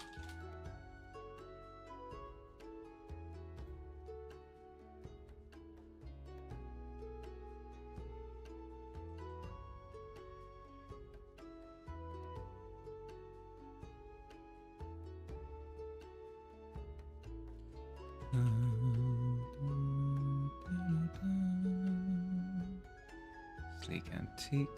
Thank you. Ba-boom, ba-boom.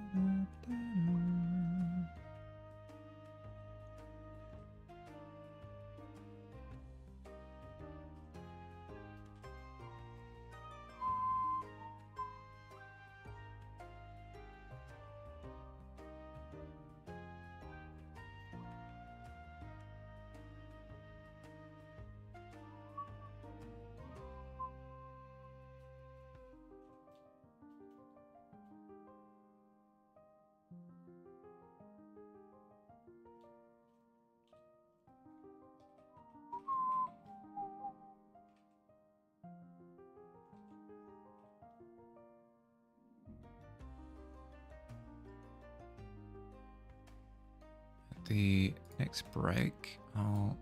Oh. When was that announcement? Oh my goodness. Time is a construct. Nothing is real. At the next ad break, I'm going to quickly take a little bit of a BRB. May even consider shutting down stream at that point, just because I'm feeling a little bit exhausted. Thinking maybe it's something to do with the oncoming head cold. We will see.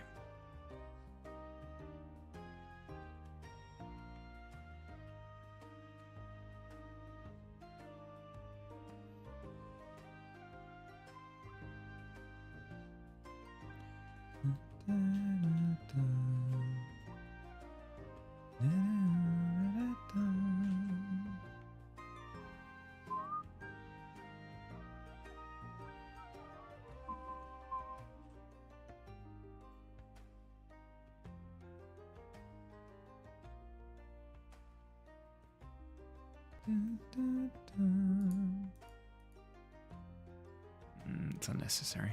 Let's get rid of the grass completely. And that little bit there. I'm going to shift to rendering these posts just for a bit of an action mix up.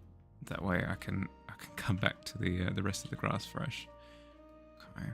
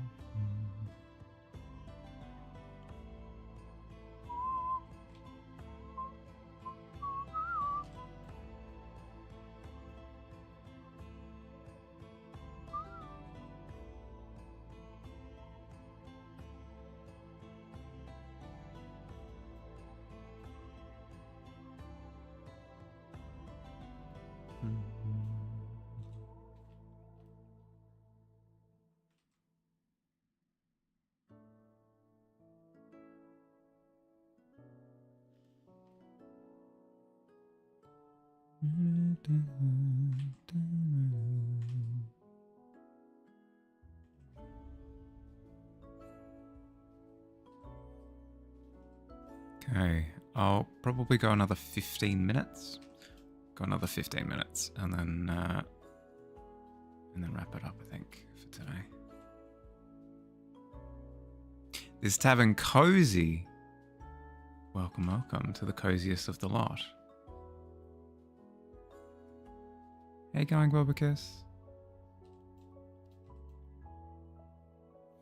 As I was saying before, sorry if my voice is sounding nasally at all. I'm coming down with a bit of a head cold at the moment. Apologies, apologies.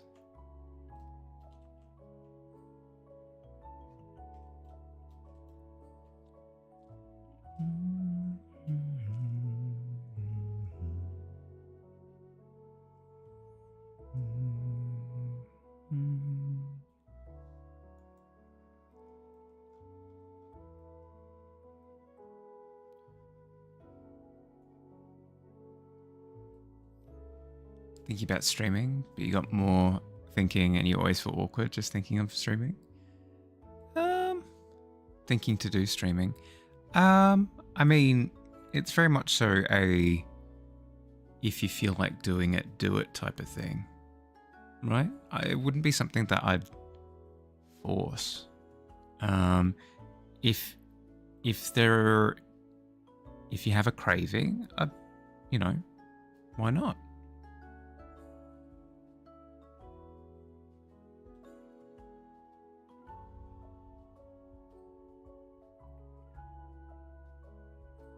Getting close to the point where you can stream the game design. Well, there you go.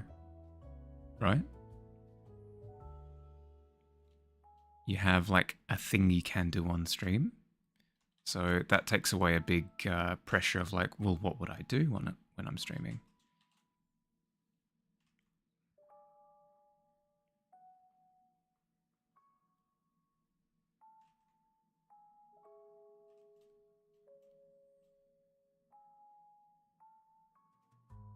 I reckon go ahead with it. But at the same time, within reason, you know? Also keep in mind that it's a thing where you can start up stream, and if you're not feeling it, you can just stop stream, you know? So it's by no means black and white. It's not all of the streaming or none of the streaming, you know? You can do so in moderation.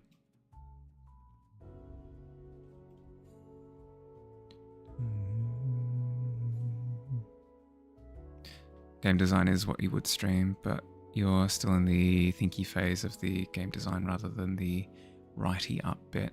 Well, there are ways that you can do the thinky part that would be entertaining, like having almost like a whiteboard up and just sort of scrolling things. There are like mind mapping softwares that you can use where you can mind map out sort of your thinking process if you wanted to do it that way. You could also just type up some of the thinky stuff as well. Whatever method you want. There are definitely things you could do with the thinky phase though.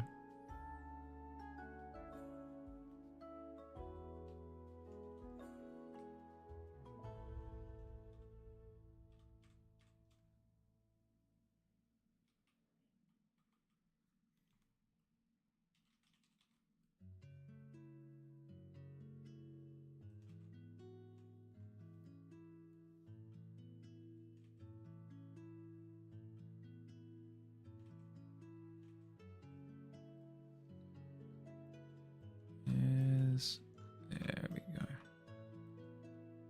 What did I do here? That's right, the little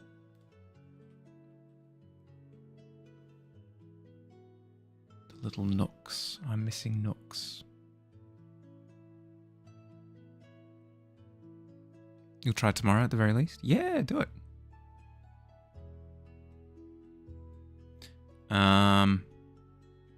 Tomorrow. What time zone are you in? Generally speaking, you don't even have to give exact time zone.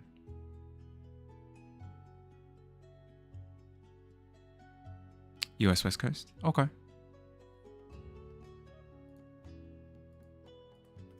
US West Coast time now.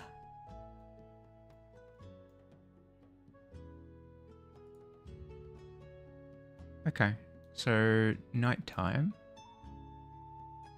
Tomorrow would be... Or I may be asleep. I may be asleep depending on what time you plan on streaming. We'll see. We'll see though.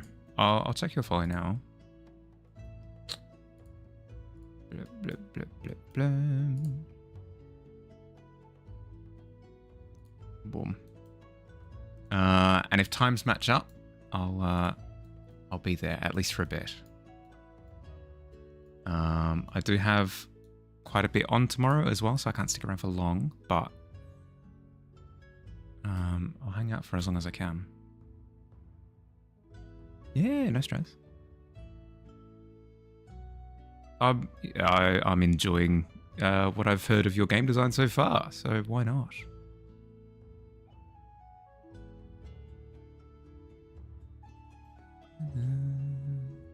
There we go. That's what we were missing. That's what we were missing. The little nooks.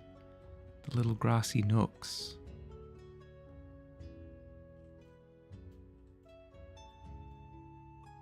Huzzah. It's all coming together now.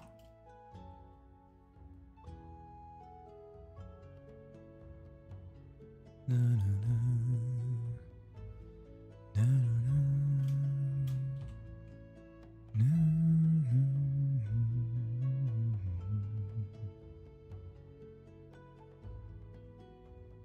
You've got the default spells written up. You need to figure out monsters and component tags. So would it be similar to D&D where you've got monstrosities, humanoids,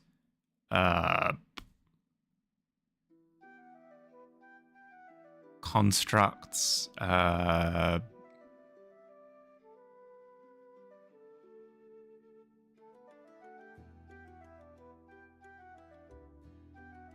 oh, money, not monster. No combat. Right. I wasn't thinking for combat. I was thinking in terms of using monster components for spells and stuff.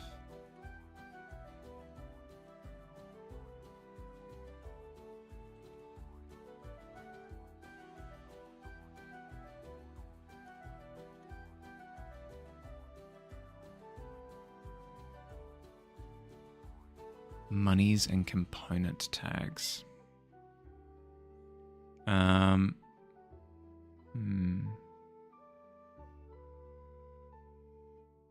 Run me through like component tags. What you mean by that? As in herbal components,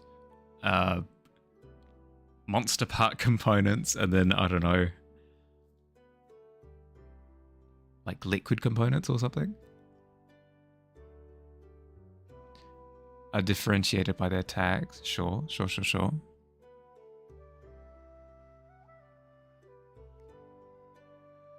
Ah, okay. I see what you mean.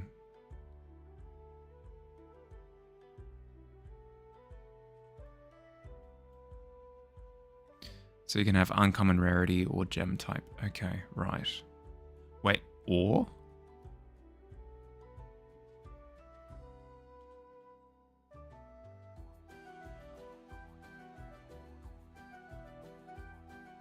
I would have thought that you'd have both. So you'd have like what type it is and then how rare it is.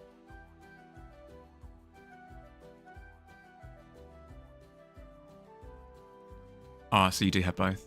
Okay, you do have both. Oh, cool.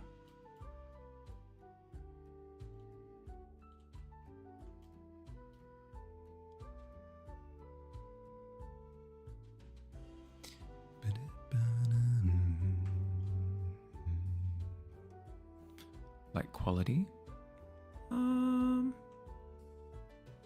I would say that that's kind of wrapped up into rarity. It's not exactly the same, but it's functionally the same, if that makes sense. Like, it'd be rare to find a quality gem, if that makes sense. If you really do want another factor, though, or what could you do?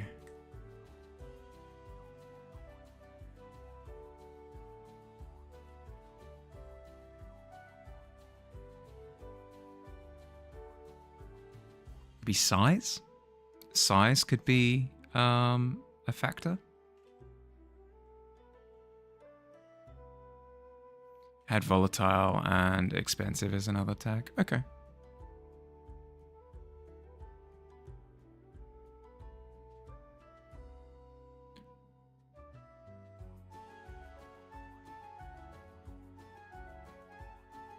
It'd depend if you've got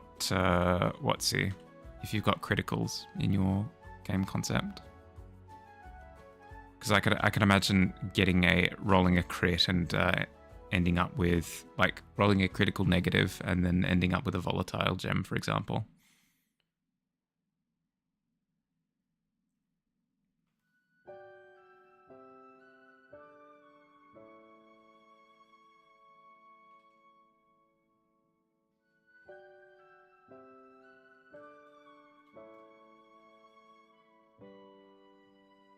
Because as much as people complain about RNG, RNG is actually quite fun for players.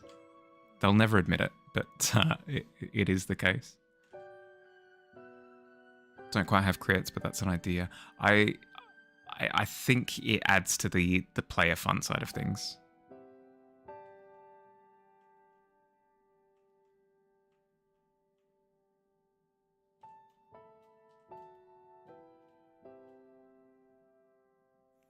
Because it's not nearly as exciting if we know what all the outcomes are going to be, you know?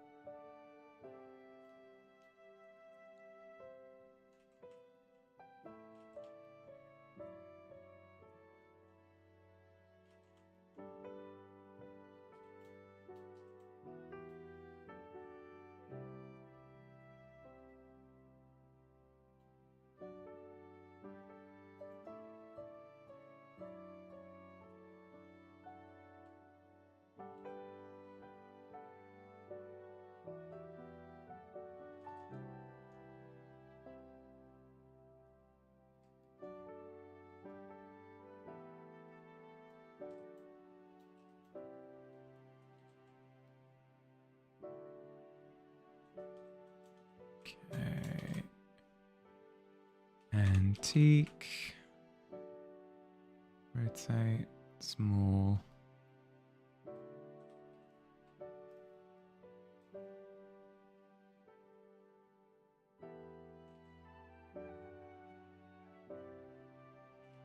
Hello ads.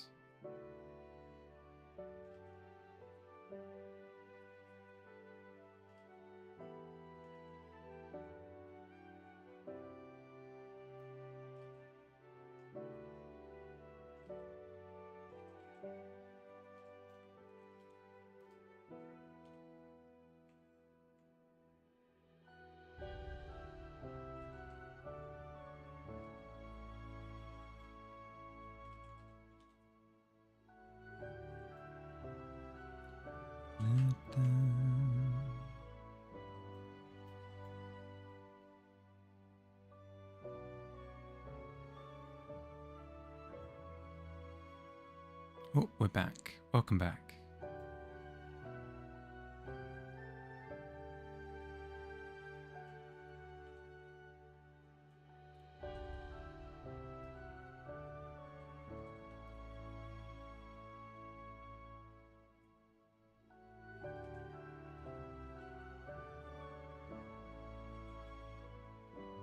Okay, now on this back hill, we want some of the horizontal influence coming into play.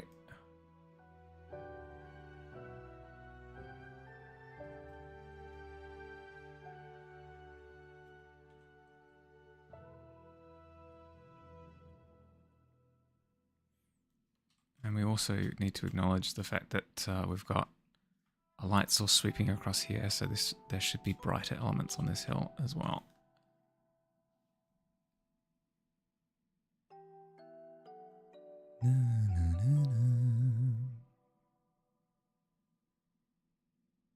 But yeah, that is it. It's interesting because it makes sense. It makes sense that you'd, as you're accruing components, you're looking for different component typings. Is there? You want it to be complex, but you also want it to be trackable by the player. Do you have any thoughts on how the player would keep track of how many components they have and what types of components they have?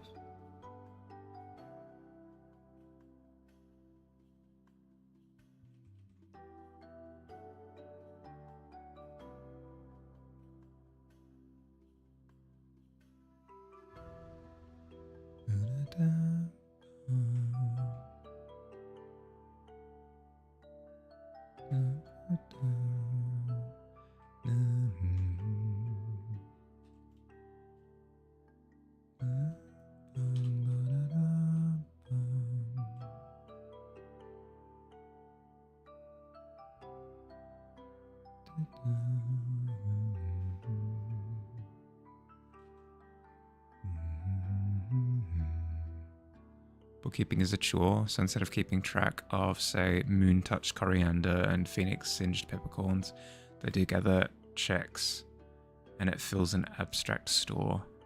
Right, okay, so instead of being ultra specific, it's just like herbs, like rare herbs, uncommon herbs, common herbs.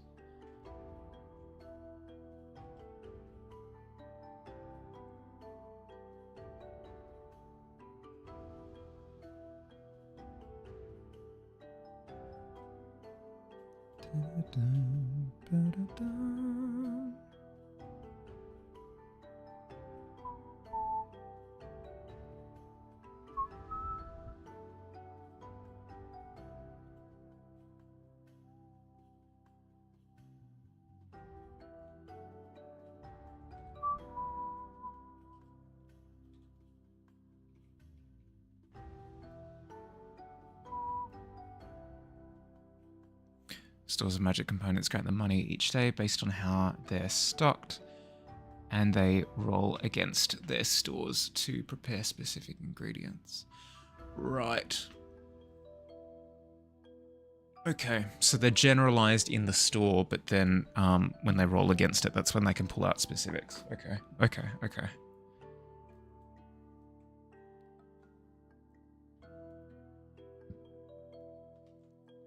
So it's almost like they're acquiring these resources in bulk, and then they go in after the fact to try and determine if they have the specific component that they want.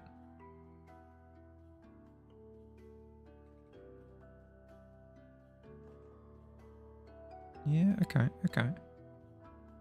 I'm following.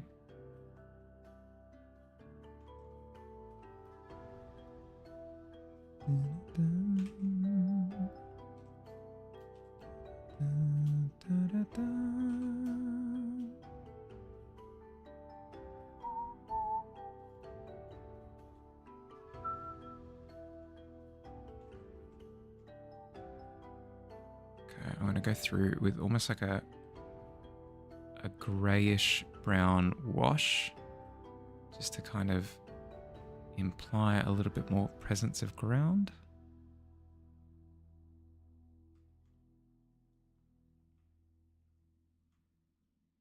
Adds a bit of extra texture as well, which is nice.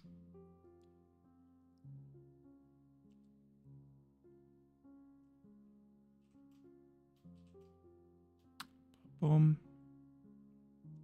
I think we're good. Jumping over to this layer, adding a little bit of a highlight around the edge.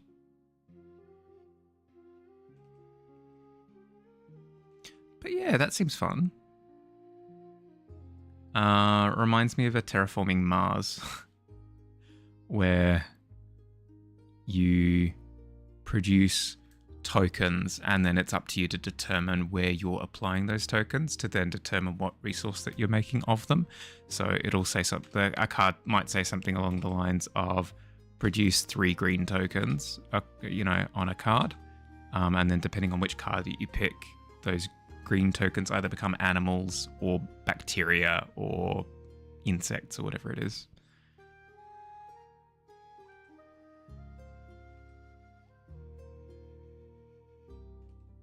Not exactly the same, but it's got a similar feel. Where regardless you're producing a thing, it's just kind of determined after the fact what that thing is.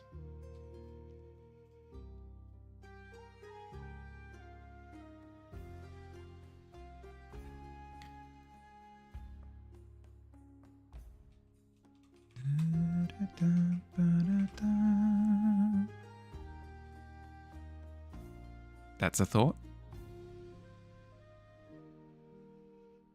More specifically, that mechanic. Yeah, I recommend looking into Terraforming Mars because there's absolutely no combat involved in that game whatsoever. And it does have a tag system. And it's very much so a resource management game. It's incredibly complicated, so I wouldn't go into it super casually because you've got to read on your hands. Like, there is a read ahead of you, but in terms of mechanic inspiration, it has stuff. It definitely has stuff.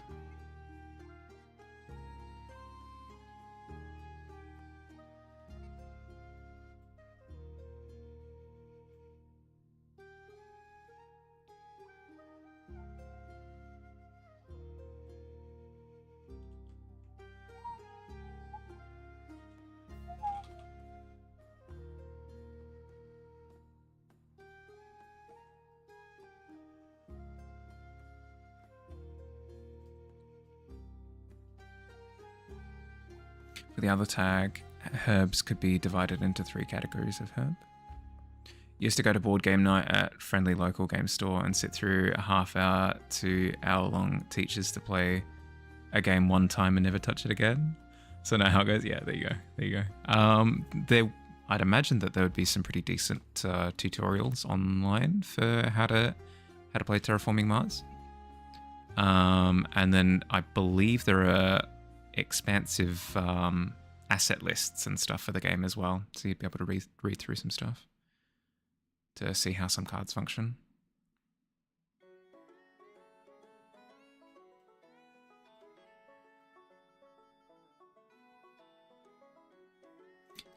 It very much is based on the idea that there's a map and then there are tile allocations. So if I place my tile here, I will get this kind of resource type of deal.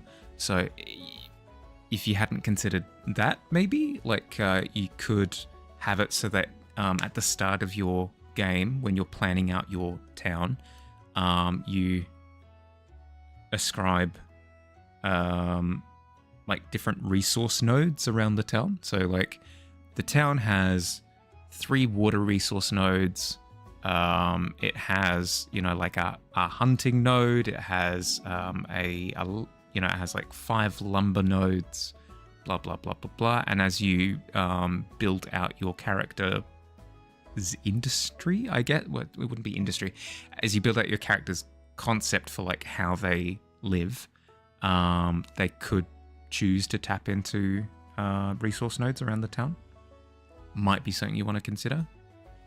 Sort of lean more into sort of board gaminess. It doesn't need to necessarily be represented by a map. It would just be, a listed element to the setting that the DM has. And then you could roll that on a table as well. You could set up a table for setting up what nodes exist in the town. So it could be when you're building your town, roll these 10 tables to determine what resources are present. I mean, there wouldn't even be tables, right? It would just be roll for this, roll for this, roll for this. Like, roll a d6 to determine how many lumber nodes are present.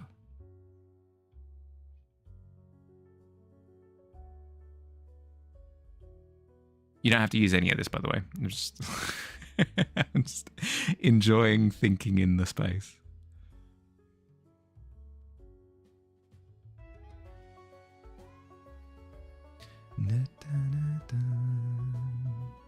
Brainstorming. Yeah.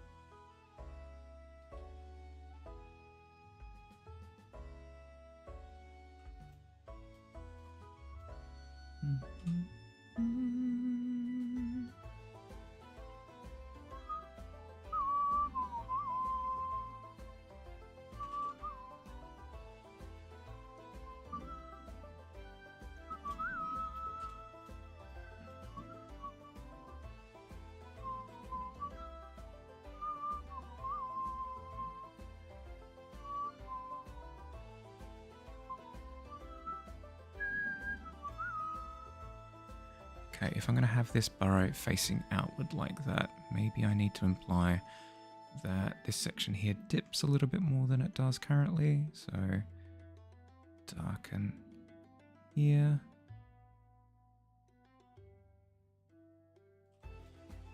Like so. Perhaps. It's always this. It's always this burrow. Always this burrow. Why? Why does this happen to me?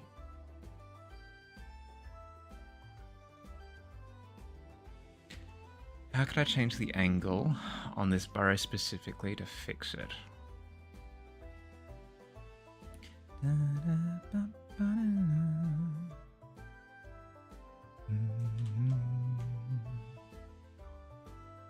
Close it off a little bit.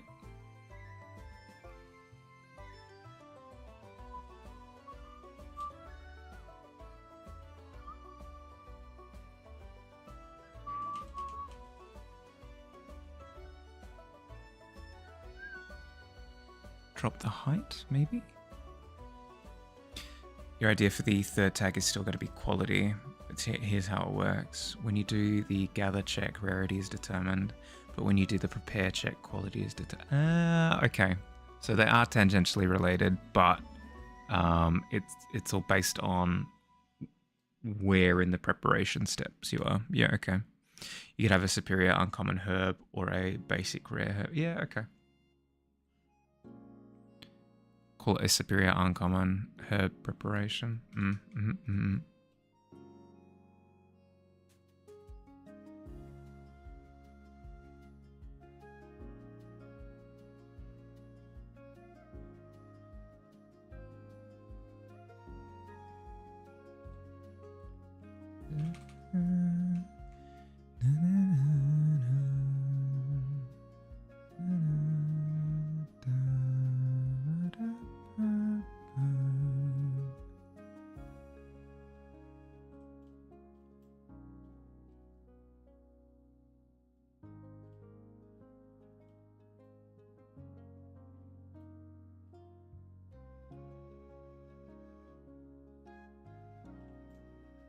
Something like this.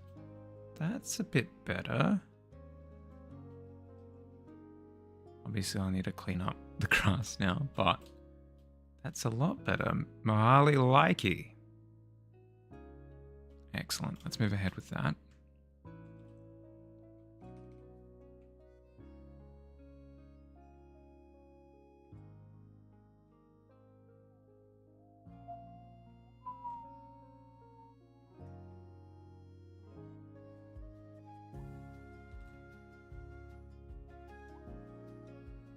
Referring to oneself by one's username can be difficult. True.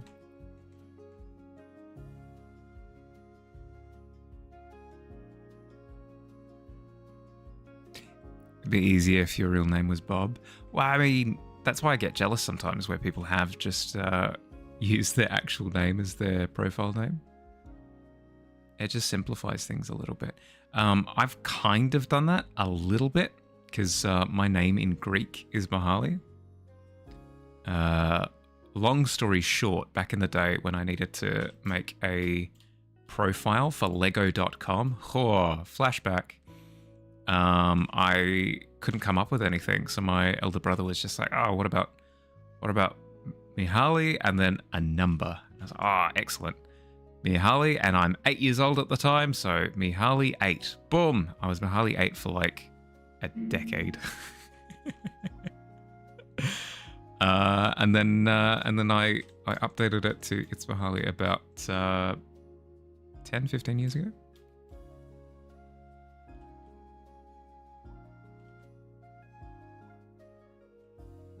So it does help, sort of it being kind of my name, but even still, it's a little bit alien because I'm not speaking Greek to everybody on the regular, so it still takes a bit of cluing in to the fact that people are referring to me.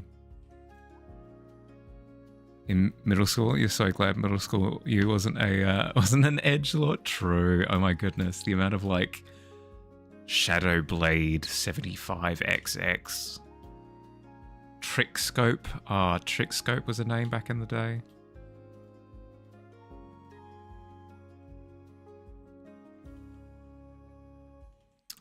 But could you imagine though? Could you imagine me with an edgy name? It'd be glorious. Oh, there's a streamer, Cyberdeath.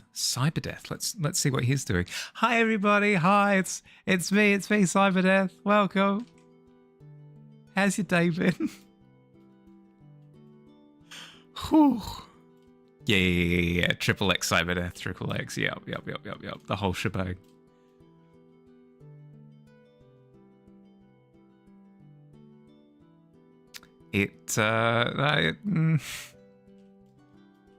There's a part of me that would love it. There's another part of me that understands that brand cohesiveness is a thing.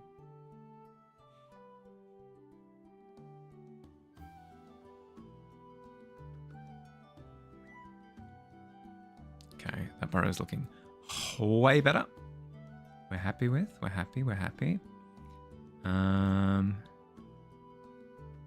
Rolling Hills cohesiveness, speaking of. Let's compare to the study that I did before. Yeah, okay. Need to break it up a little bit more. It's a bit flat. Cool. Little bit more peaks and troughs. Just a smidge.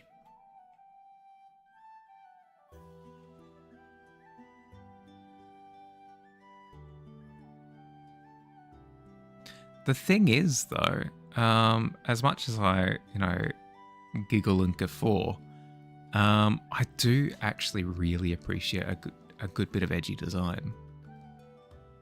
Like, I really, really, really want to play a TTRPG character that has a giant pair of scissors for their weapon. I'm a sucker for it. Any sort of like gothic horror design? Count me in.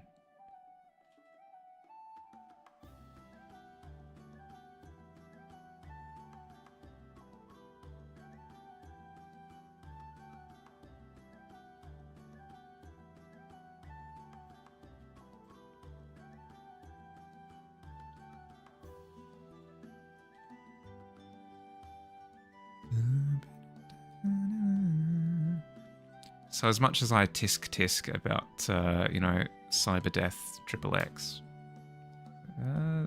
a little bit of Cyberdeath Triple X lives in all of us. That's basically what I'm saying.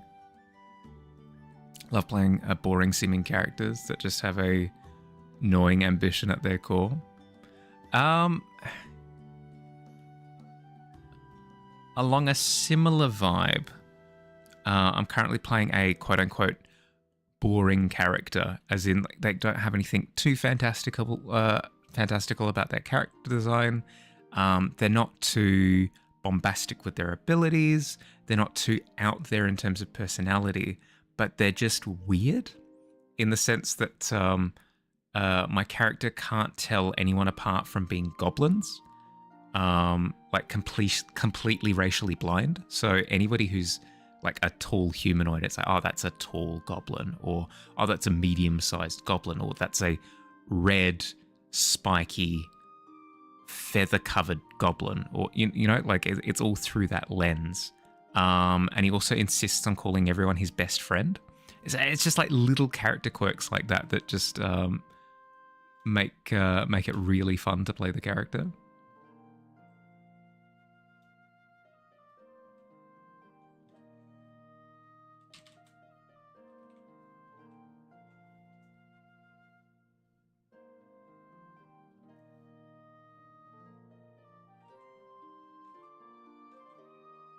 I feel like it's, I don't know, it's fun to jump between characters that do have like really striking character elements that give you something to work with right off the bat. Like, oh, okay, my character has big, you know, wings made out of glass. It's a strong element that you can immediately start riffing off of. But occasionally, it's really fun as well to just play a bit of an oddball character that doesn't have anything too wacky about their character design, but they're fun to interact with.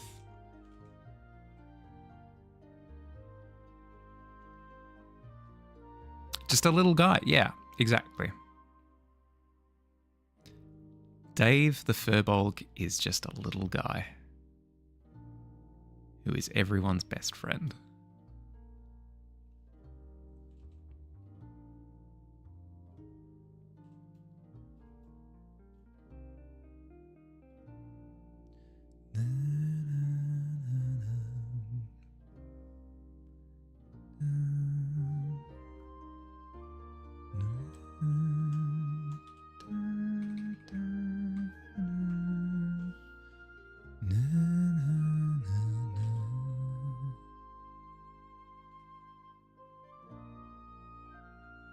Pathfinder Tengu taught you the value of being a little exaggerated in initial character traits.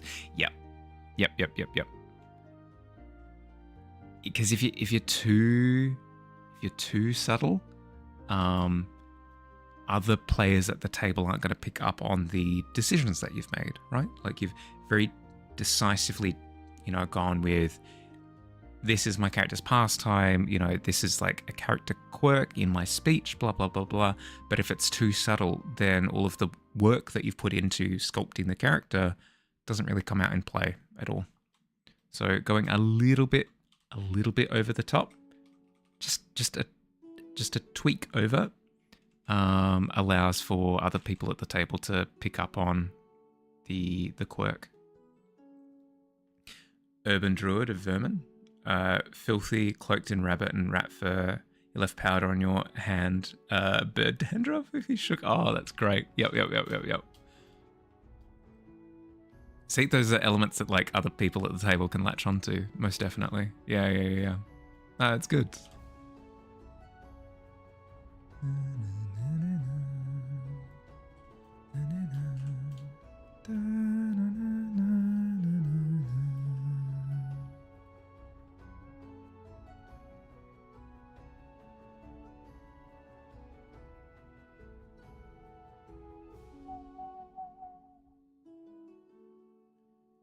You know what? What I might do is for this section have the ground dip and peak a little bit. Then I can have a section of background that accommodates it. So, like this.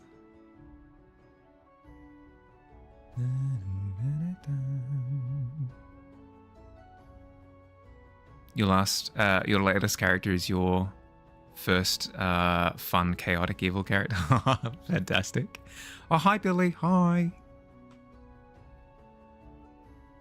You did one before, but you had no fun with it because it was too hard to balance being that character without screwing over the part. Yeah. Yep. You kind of need them to have their own aspirations, whilst also being a little bit empathetic to what the party has intended. Like, I'm gonna rule the world, but in the meantime, I'll help help you guys, rescue back some assets from the bank. And I'll probably steal some stuff from the bank while I'm there as well. Like, sort of trying to work symbiotically with them. Late lunch, sold 3 cars today, so exhausted. Ah, good job, dude. Well done. Make sure to spend a bit of time just, decompressing a little bit during your lunch break. Hills are looking lush. Thank you, thank you, thank you. I'm just looking to break up some of the monotony a little bit with the background hills. I haven't quite figured it out yet. I haven't quite wrapped my head around it. No time. Next appointment here in 30 minutes. Oh, no. Well, do whatever you can in the meantime. Whether that's like resting with your eyes closed just for a second. It doesn't need to be like a full lie down, obviously, but just something just to give yourself a break. Carrot 1 is fantastically loyal, raised by a mafia family and worships an evil god out of fear of what that god will do to him if he stops. He's a petty criminal and thug with ties to powerful people. That's cool, because then it lays the foundation to be able to reach out to your fellow party members for help if need be, and introduces a potential character redemption arc. That's cool. That's cool. I like that.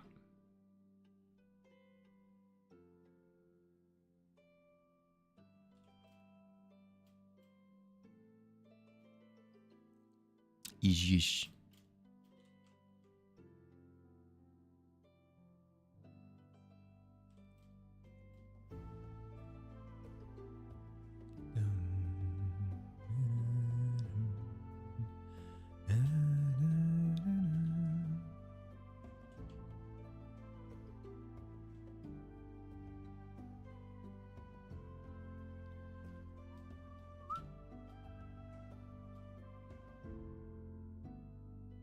Yeah, I mean, like, tabletops. Yep.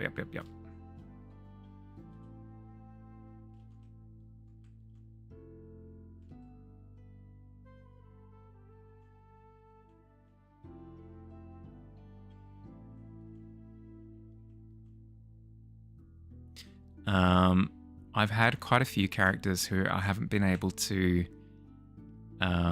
play them out enough to actually bring to fruition my plans during the character creation process. But which has been why I've had so much fun with my current character, Dave, who I described earlier, because we've played enough sessions to where I do actually get to explore like the quirks and kind of evolve them a little bit and sort of explore what makes the character endearing. It's been really fun. Oh, ads. Oh, welcome back. Thinking to play as Dust in BG3 since Star Druid is coming in next. Ooh. Wait, there's another. I thought BG3 had no more updates coming. Did they lie again?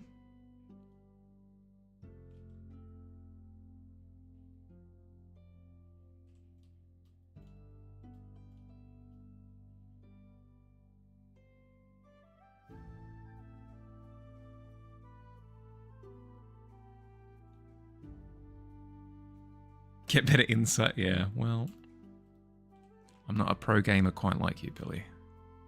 For that, I apologize.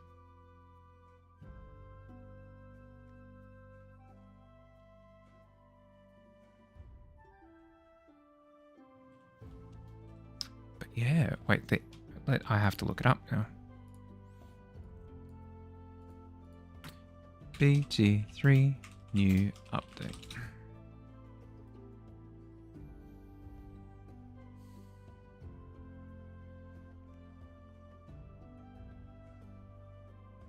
Baldur's Gate 3 patch 8 due out in 2025 adds 12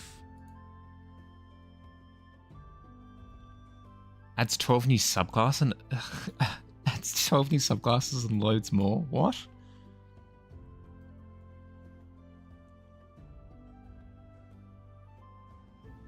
including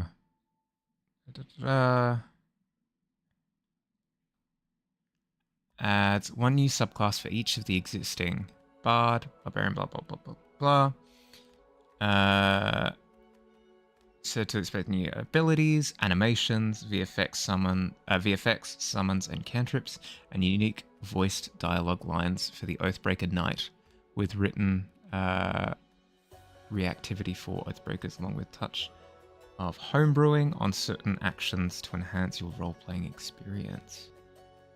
Ooh.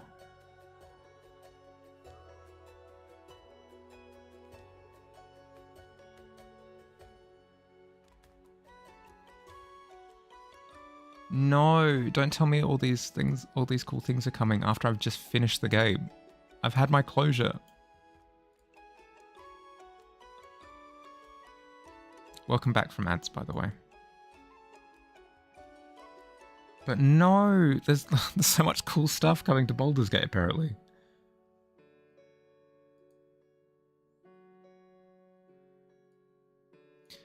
Do no commitment run with me. Don't care about spoilers as much. Yeah, could do. I mean, we were talking about playing a game, right? Yeah, could do. Or, but yeah, maybe. It's tough because I've just been ranting and raving about how much I'm enjoying Overwatch at the moment. So tossing up between spending more time in Overwatch or like Overwatch ranked versus starting up a new game.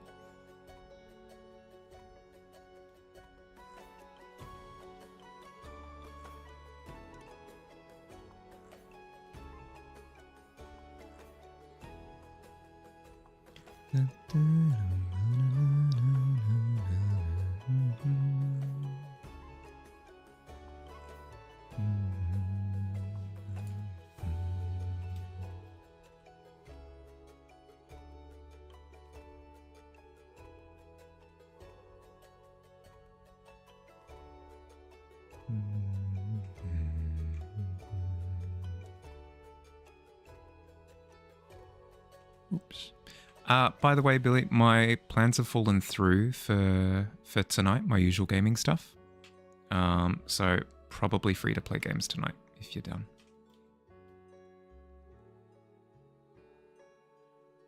Oh. Eating. Later, bye. Bye. Good luck. You got this. Psh, you don't need luck.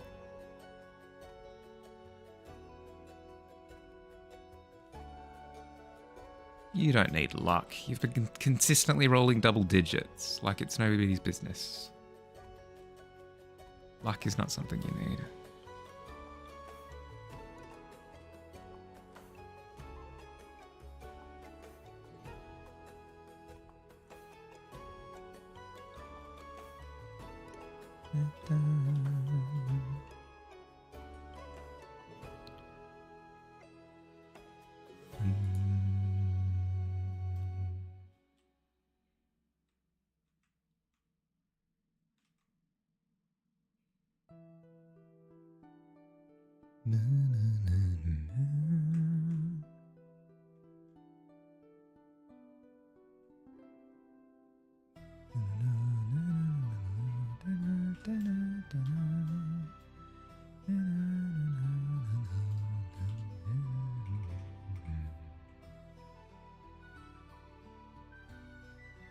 Okay, this section here ought to be darker.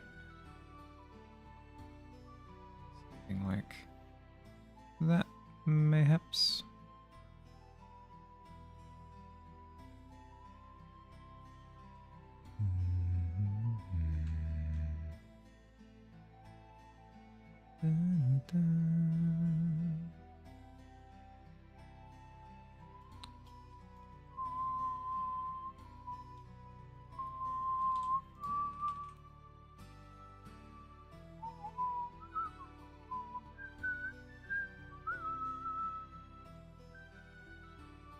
But yes, that is really intriguing. One of the problems that I had with Baldur's Gate 3 is that some of the some of the choice variety was lacking just a little bit in the spellcasting department. So the idea of them updating with more spells is very exciting. Don't get me wrong, like there were a ton of spells in the base game, but I would say roughly 90% of them were functionally useless. An example of this would be like the Disguise Self spell. It doesn't do anything, like especially if you've got a rogue on your team. Like getting in and doing something is going to be done automatically.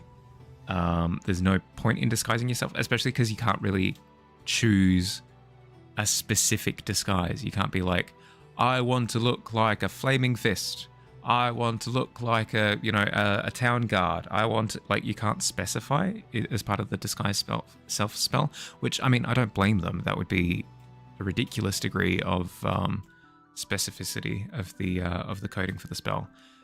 But regardless, it's just like a completely useless spell essentially in the base game, and there were tons of those. To the point where I'd have a bag of spell scrolls that I just didn't use. By the end of the game, just did not see use. So the idea of them implementing new, and by the looks of things from the quick glance that I gave, functional spells, I'm keen. And then also new subclasses. Exciting times. Did you play Baldur's Gate at all, Bob?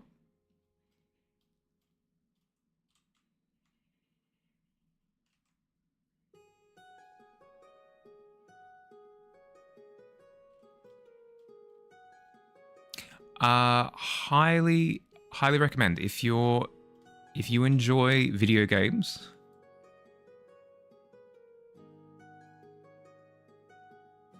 yeah, due to friends, yeah, fair. If you enjoy video games, I'd be remiss to not recommend it. But it is one of those things though that I'd highly recommend playing with other people. So if you can find some friends to lasso into starting a new campaign with you, absolute recommendation.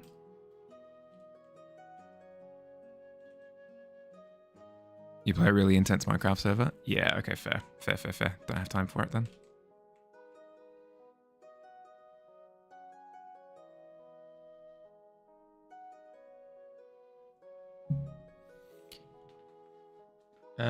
Civ genre of Minecraft.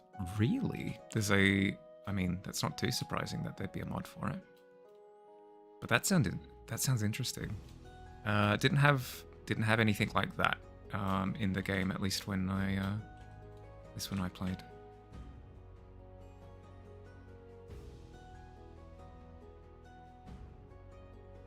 I'm always amazed by Minecraft's longevity. It goes to show just how flexible the core game of Minecraft is, that it can sort of accommodate all of these different play styles and I mean, remain relevant for decades.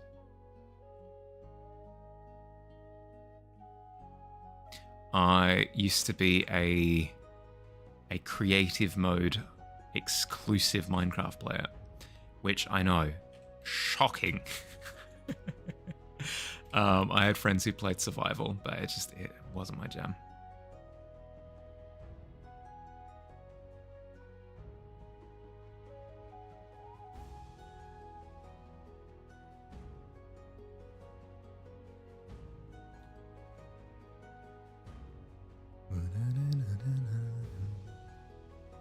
It's pretty vanilla with 3 major changes. You can reinforce blocks to make them harder to break. You can snitch areas to track who goes through them, and you can pearl people to trap them in the nether to punish them when they inevitably raid your stuff. Okay. So sort of like your competitive Civ, where you're actively competing against other people. Yeah, fair. That sounds fun.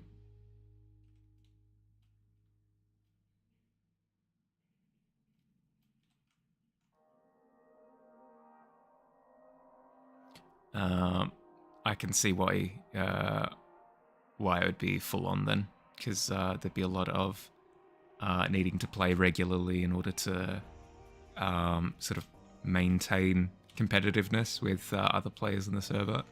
Because if you stop playing for like a week or whatever, you're just behind everyone. Form of faction server essentially, but less focused on combat and more in international diplomacy. Yeah, okay, cool.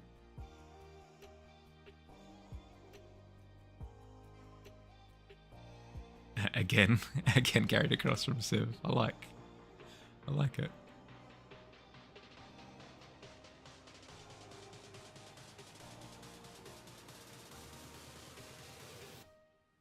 I just want to quickly try something.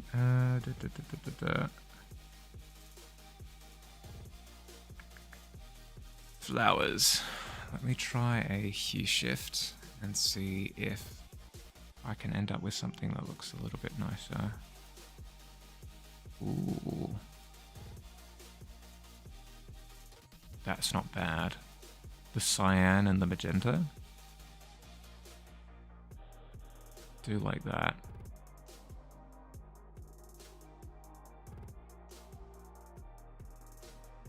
Because that's what it is normally.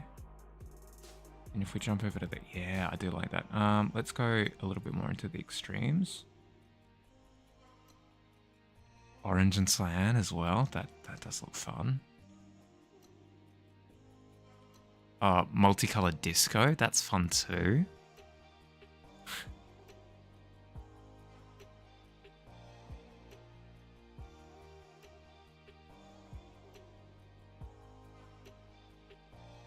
What do I prefer between the cyan and magenta and orange?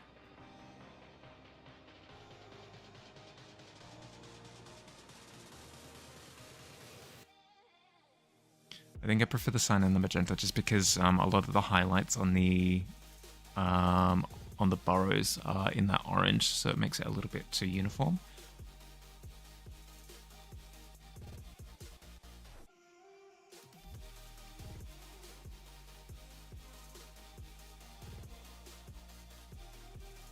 Boom.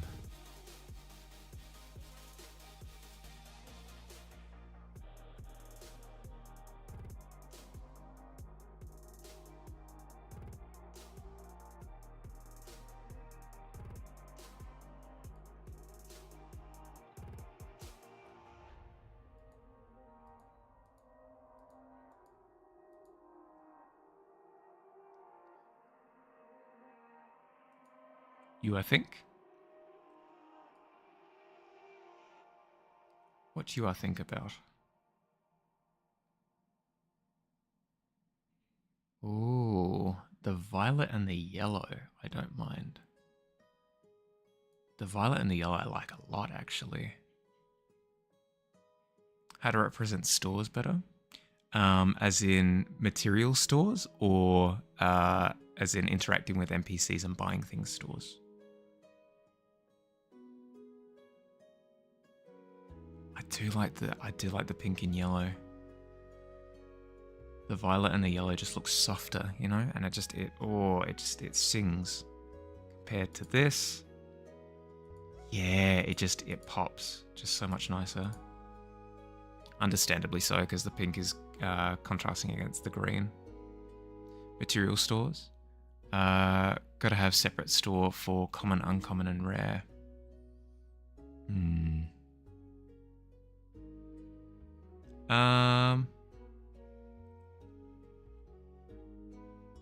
It could look like this. Let's see. It could look like this, where you have... what's going to pop against the blue? Let's go with this. Orange. So you could have...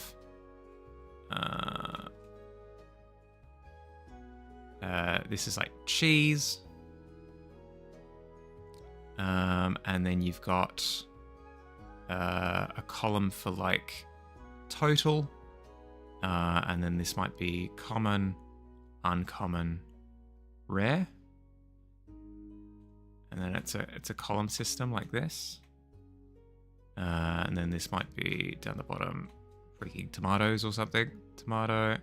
Don't think about the don't think about the material too much. So the total might be like 10 total cheeses, and then the breakdown might be 6 common, 3 uncommon, 1 rare. And then for tomato, it might be 6 total tomato, 5 common, 1 uncommon, 0 rare. And that's how you break it down. But that's where you were saying that you wanted another modifier on top of that, which would be condition outside of rarity. That's where it gets a little bit complicated.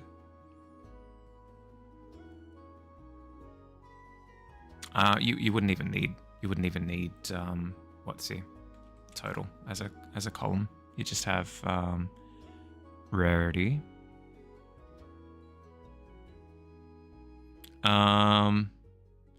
You could have it so that instead of during the preparation it leading to different conditions, instead it could be during the processing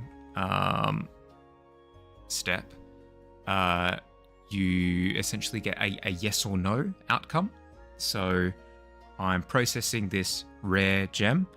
If I succeed, it's in good condition and it goes ahead. If it fails, it becomes essentially not trash, but it becomes a generalized resource. It becomes junk. Let's say junk, quote unquote junk. And then there'd be a mechanic for dealing with junk, but it simplifies the storage process, right? Because then it means that you don't have like all these multiple steps for different types of things being stored. It's just, here's the gem, here's its rarity. When I go to process it, do I process it successfully? In which case I keep it. If I don't process it successfully, it becomes junk, and then I get a pile of junk. So I'm processing like wood, gems, flowers, whatever, and then I fail, say 10 of them across all those 3 categories, and then I end up with 10 junk at the end of the process. Thinking preparing a gem doesn't risk the gem being stored if you fail. Right, okay. So it would remain in storage unaffected if you fail, but if you succeed, it gets elevated to a different thing. Okay, that could work too. Got to have the gather check determine how you add to each store. To determine its rarity, yeah. Well, then I think that works, right? You have the little table, and then when it gets elevated, it would enter a different method of storage, or just immediately used. It could be that as part of the processing step, you're immediately attempting to use the material, so it doesn't necessarily get stored in a different storage if it's successful. It just gets used in the process.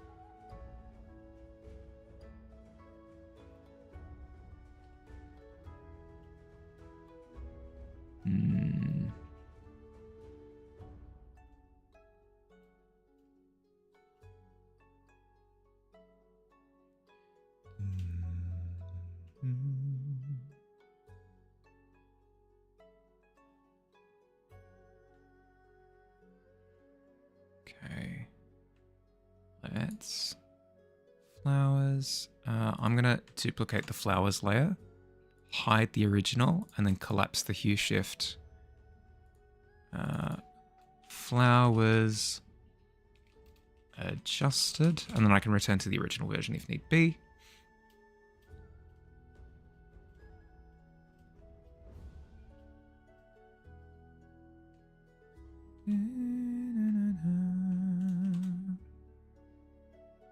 Antique. Whoop, whoop. Cool.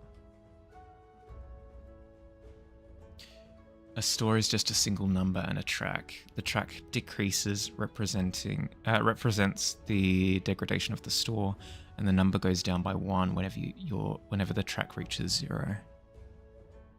Yeah, could do. How would it be managed by the player?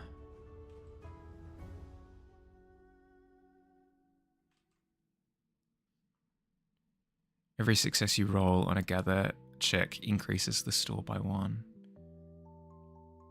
Right, so you would have... so you'd have a track, and then you'd also have your store. So they're managing the progression of the track, which determines the outcome of the store. Okay.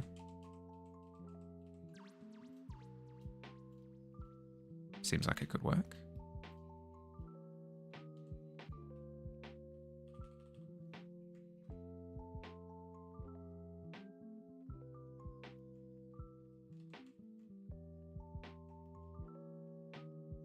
It seems like the kind of game where you'd want to play it with like a whiteboard, instead of a piece of paper with how much the values are going to be actively changing.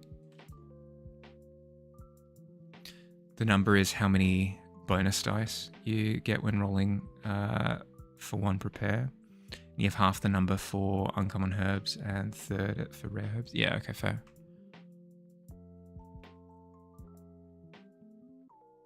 Have tokens that move on track. Ah, okay, there you go. Boom.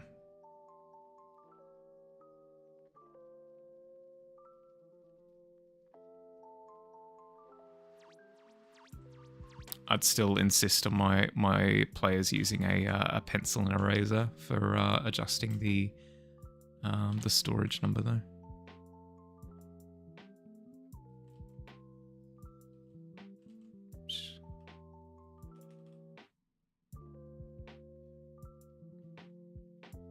Thought about how you play in person. Yeah, like definitely there's forethought there.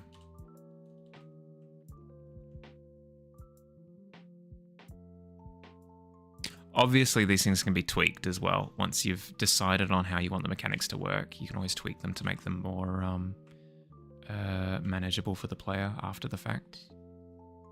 That step is probably easier than... easier to an extent. It might require a few iterations after playtest. User friendly. Yeah, yep.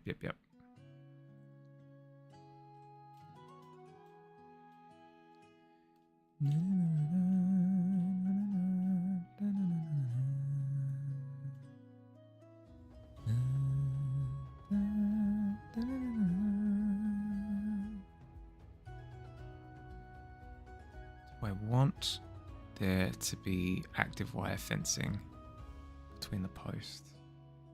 Maybe between a couple?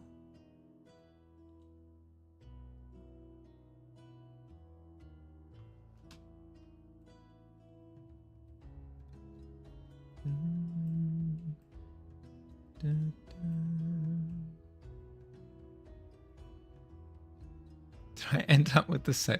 That's very funny. I ended up with the same reference image across 2 reference files completely by accident with individual Google searches. That's very, very, very funny. Hi, Beige. How you going, bud? You did win. You rolled an 18 for your entrance. So you kicked open the door, went, hey, everybody, with sunglasses on, and everyone went, hey! Absolutely nailed it. Oh, and a close 17. You guys are just putting me to shame. The last 2 rolls that I've rolled, 1 and 3. In Struggle Town. I'm in Struggle Town. When you guys kicked open the door with an epic entrance, I sort of stumbled in and rolled into the bar. So you win some, you lose some. How you going, by the way? How's your day been so far?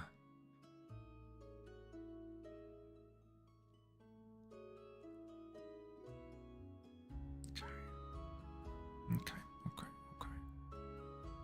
I need a little bit more color up the top there.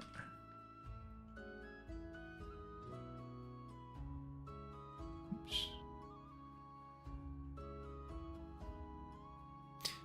number is actually the difficulty check of increasing the store. So if you have a store at rank 3, you need 3 successes to increase to rank 4. Ooh, yeah, okay. That would that'd be like a bit of gameplay texture there, where you can feel the difficulty cranking up. It's not just arduous numbers. Very lovely scenic scene I got here. Thank you, thank you, thank you. I'm planning on animating it when I'm done. The intention is to have it finished by like middle of March-ish, with all the bells and whistles. So like the cloud at the top rendered, the cottage rendered, blah, blah, blah, blah. In terms of moving elements, I'm going to have the grass in the foreground swaying a little bit. I'm going to have a cycle of the cloud moving through the sky. But more importantly, I'm going to have a giant earthworm leaping into the background. Is sort of the shall we say, the more interesting moving element. I've wanted to do yeah. I've wanted to do animated illustrations for a while now. I started on one that kind of fell through just because I wasn't feeling it. But this one I'm excited for. And I've got a second one in the works during my private time as well. So hopefully by in the next couple of months I'll have 2 animated illustrations done, which is very exciting. Very, very, very exciting. Will it be for anything in particular? No, just sort of it's my art, right? So it's something that I feel in my soul that I need to kind of get out there, you know?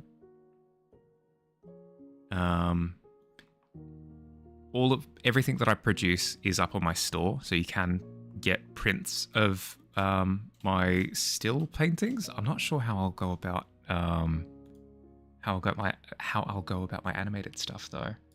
Like for example, you can get a print of blah blah blah. This one, like you can get a print of this on my store. But I like, how do I? I mean, I guess I could sell distribution for access to like the working files, like the actual animated file. That could be a way that I do it. Not sure. Haven't thought about it yet. Very nice to see a piece of my soul. Oh, thank you, thank you. Chilling. We're chilling. Chilling until ads finish.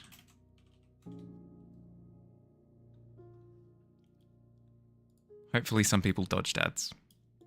We get lucky sometimes. Luck happens.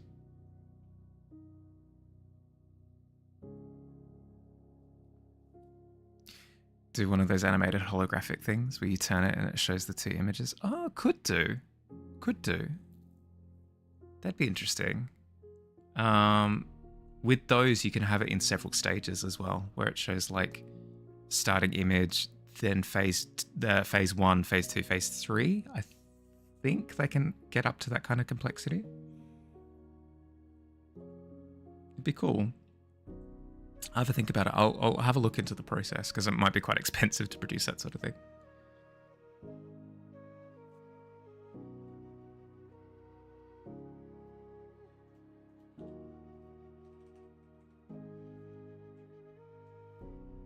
Should have a bit more tea. Come here. Cheers.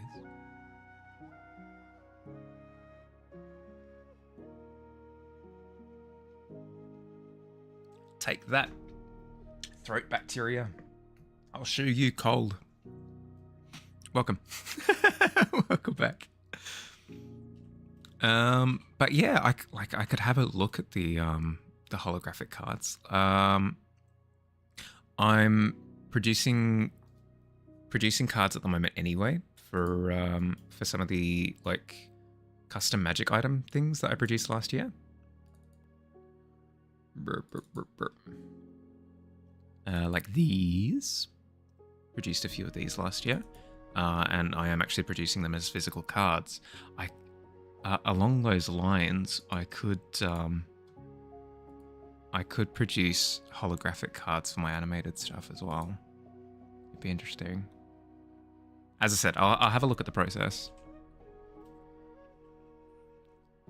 Holographics with lasers and mists and spinning discs and R2D2. Oh my goodness, could you imagine? Oh, the concept gets better and better the more you say. Check this out. This is art. Boom!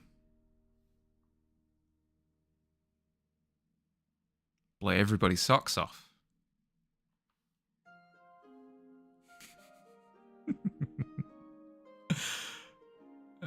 What are you up to at the moment, Beige?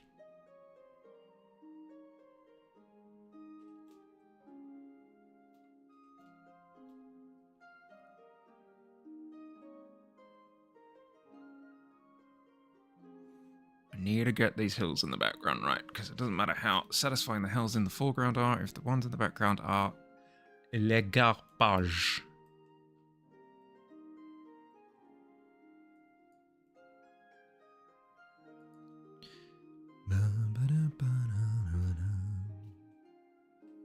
I think I need to fully commit to the curve. Like so. Getting ready for bed, just poking around, looking at people's neat art streams. Nice, nice, nice. Spot anything exciting so far? Is anyone working on any holograms with lasers and spinning discs and disco balls?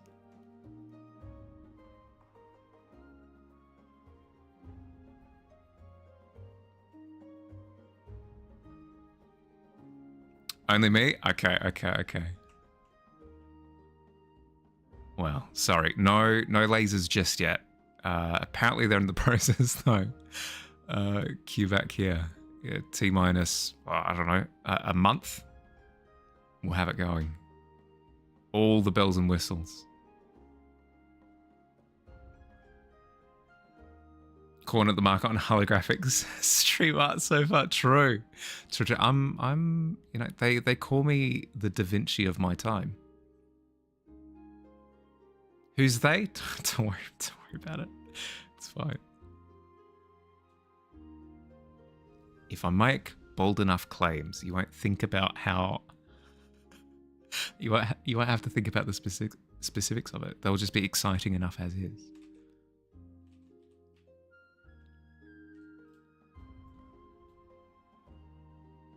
Okay, that flows better. The trees don't, though. I'll need to adjust those.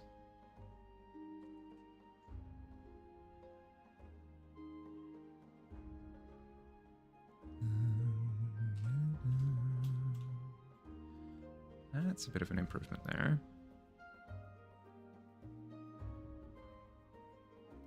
It's enough that, yeah, exactly. It's the promise. It's the promise of exciting things.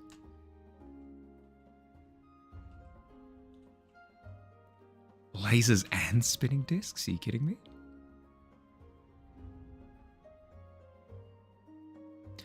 The goal, so the trick is, I promise exorbitant, wacky, out there things, right? You get excited, incredibly invested, and you're engaged, which is, you know, awesome. Win-win. You know, you have elevated endorphins and stuff going. I have elevated engagement going. We're all winning at the end of the day. Then comes time to actually execute on my promises. I don't, obviously, because I can't afford lasers and spinning discs. Illusion shattered. You're incredibly disappointed, but still engaged because you're angry with how much I've promised and then I've let you down. Then I have a redemption arc where I start trying to like build up your trust with like smaller promises that are more achievable, and you're on the hook. And then once I've gone through that redemption arc, I can hit you with another huge, ginormous promise out of this world. And I've built up trust at that point. So you believe me again and rinse, repeat. It's the content cycle. If video games have taught me anything, it's incredibly dependable. It's going to be so sweet. Yes, exactly. When meme coin, true. No, the rug pull will be a little bit later down the line, but it will come. Don't you worry. How am I going to make all my cash if I'm not shattering the livelihoods of people who trust me. Oh god, it's just disgusting to say.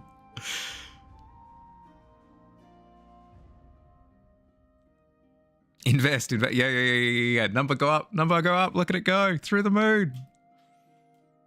Through to the moon. So stupid.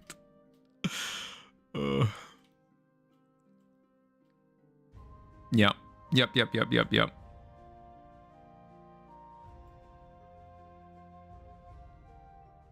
Okay. So the heels are looking more satisfying in the back, which is good.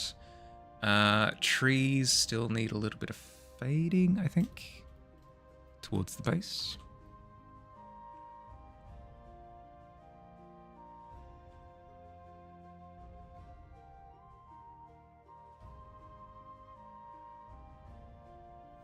Call it Al coin? Oh my goodness, yes. Quill! He's asleep at the moment. Quill, I'm involving you in a scheme. Is that okay? Keep snoring if it's okay. Excellent. Good. You can actually head pat. It costs, let's see. How do I check my prices again? It costs 50 doubloons in channel points.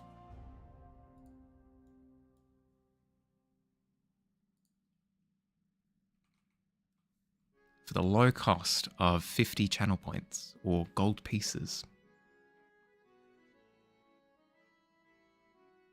Did Quill steal my glasses? No. I got a set for Quill as well. If I say it like that, I feel better about the fact that I had to buy a new set of glasses because Quill stole my old ones. So just go along with the lie, okay? I bought Quill his own. It's fine. Did I? I will in a second. If I break these ones for any reason, I'm gonna Quill will be the first place I go.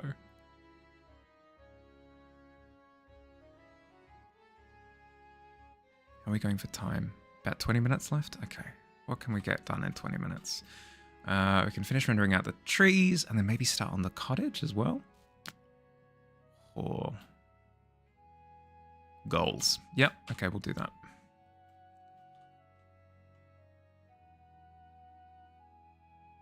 You know what?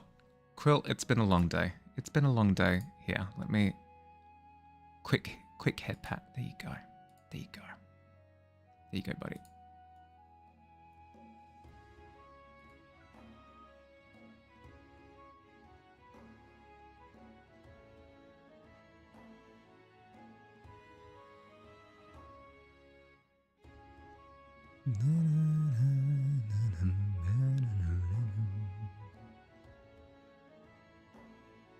Heavy sleeper.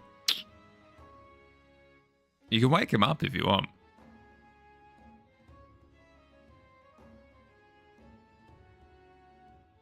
He doesn't like it, but you can.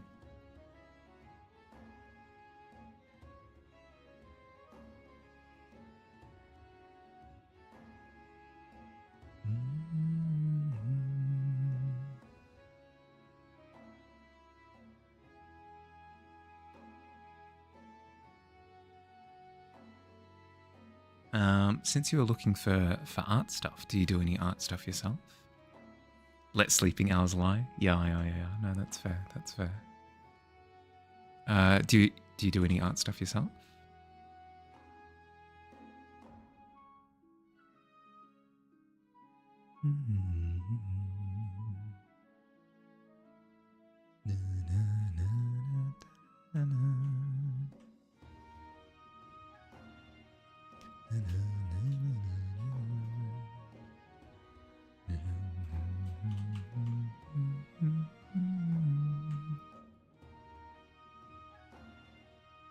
I'm just going through now and adding almost like a haze at the base of the trees, just to give that sense of distance.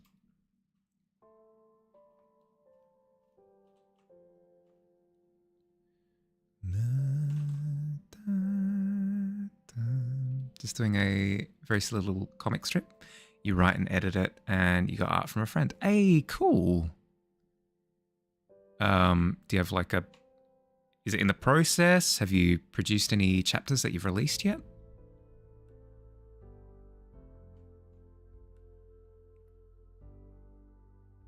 Because if so, I'd love to see.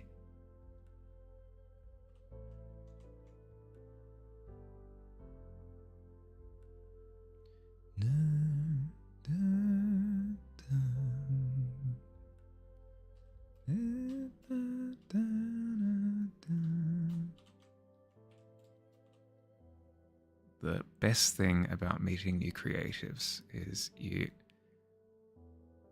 get to experience a whole new world of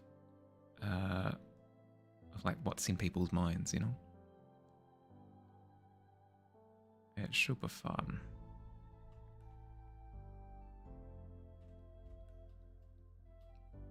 Ooh, pardon me.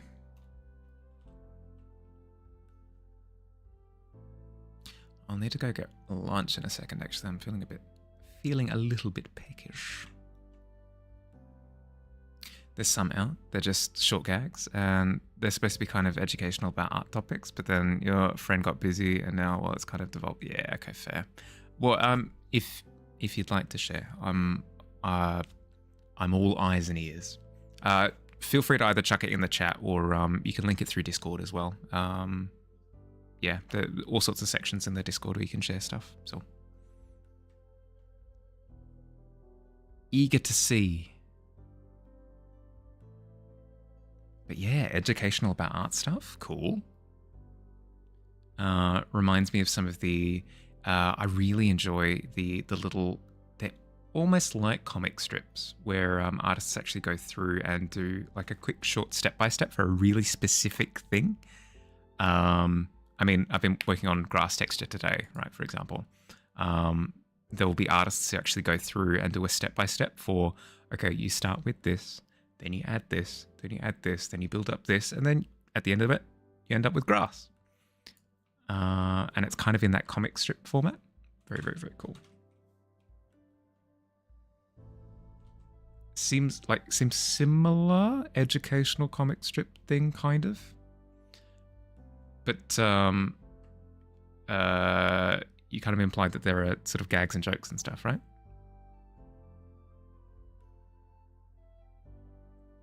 Short gags. Yeah, okay. So it's probably more sort of what's the word? Sort of in parody, tongue in cheek, that sort of thing.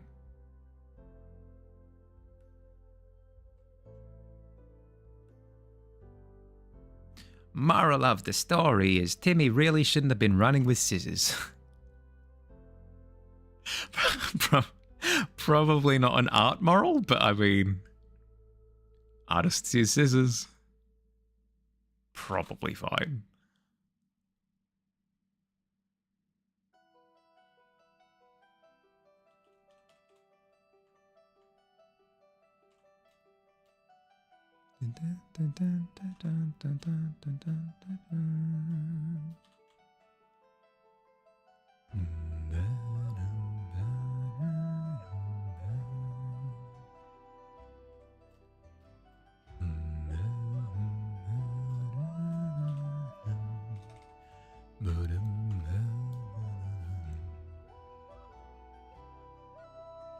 Little bit more fog down the bottom. Ja, ist sehr gut.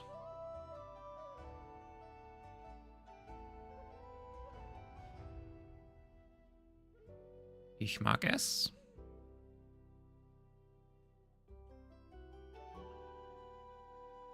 So you're not like an artist, but you do hear about art struggles and experiences, so you thought you'd try to add a bit of that into the comic. Basically, each art topic is creature field into a canvas critter, which we talk about each time. That's your first time doing something like this, but here it is. Let's have a look.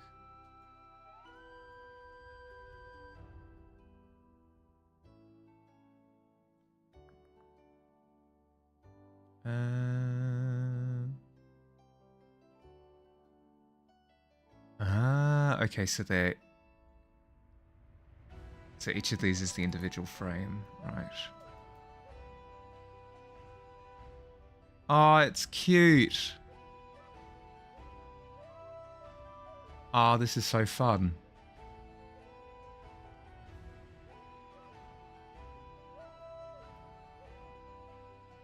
I was not expecting like this format of comic. I'm used to like the 4 frames or whatever.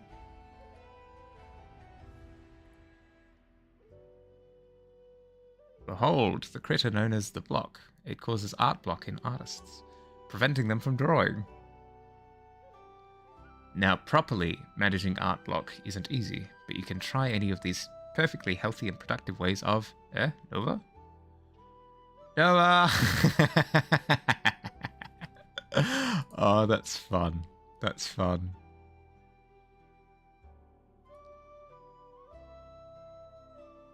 And then there's like an encyclopedia entry for it as well. That's fun. That's fun.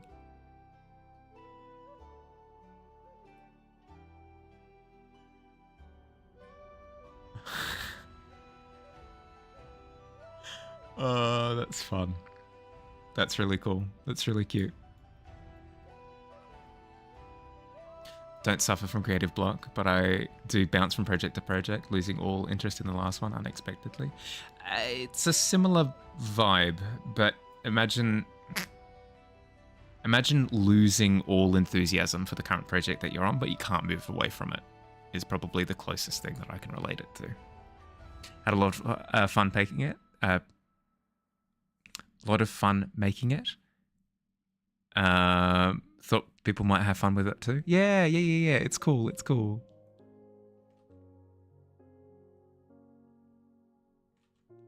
I like it a lot. Reminds me of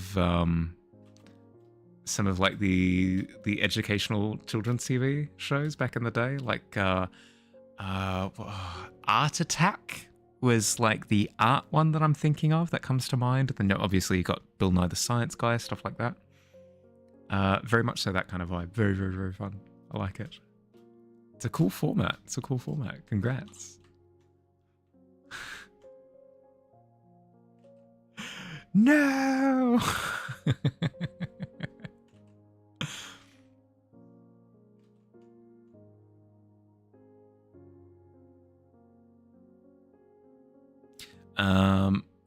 Art block is rough. It could be really, really, really rough.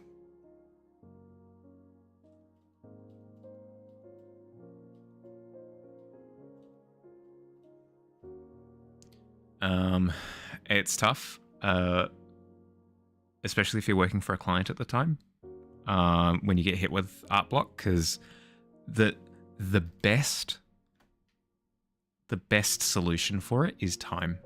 Just time away from it, just to clear your head, work on other things, just give yourself a bit of a mental break. But if you're working to a schedule, you don't really have that, so you kind of have to power through, and that powering through process is terrible. Awful. Brings you back. Made some amazingly huge art pieces on the ground with pretty random stuff. Yeah, like there was that one where he created a mural, like a ground mural, as you said, with just like jumpers. Oh, it was sports gear, right? So he did it with like jerseys and lacrosse sticks and balls and stuff. It was really cool. Bebop as well. Can you guys stop putting me to shame with these rolls? It's so rude. I haven't rolled higher than a 5 for the past 5 times that I've done it. Maybe it's bugged. Maybe it was bugged. Maybe it was just bugged when I was doing it. Maybe you guys have broken the curse, and if I do it again now, I'll have great success. Maybe that's the case. Maybe that's the case.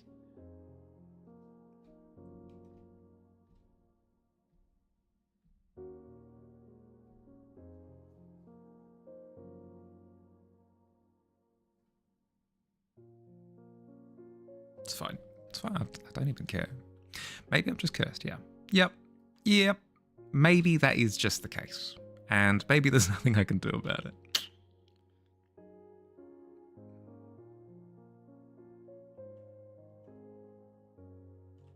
Yep, trolled again.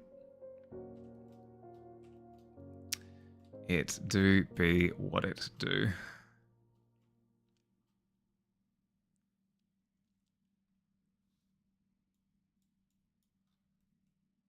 What am I not passing with these trees? Is it because... Yeah, I think I know what it is. It's because they're not aligning with the tone of the hill that they're on. They need to be light up. Eating all your luck and it was delicious. Oh, I'm so happy for you. Oh, you've got a bit of a crumb on your cheek. Oh, there you go. It's fine. It's fine. It's fine. It's cool. I don't... Do I care about being the unluckiest person on the planet? No, not at all. I don't care at all. I'm not bothered. You're bothered.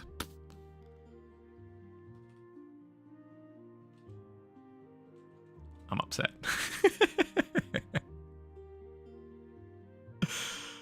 Dearie dear.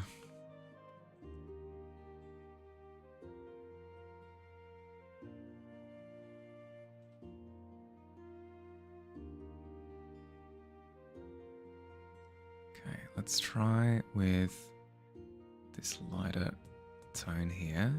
Bring in some of maybe the cloud.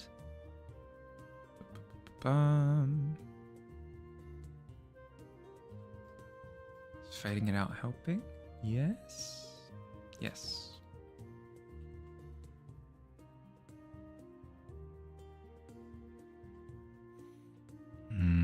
My attention's starting to fade. I'm trying to try not to think about what I want to have for lunch now. But I think I'm approaching end of time, aren't I? Yeah, I've got 4 minutes left. Okay. Mahali, you could do this. You can concentrate for 4 minutes. I believe in you, buddy.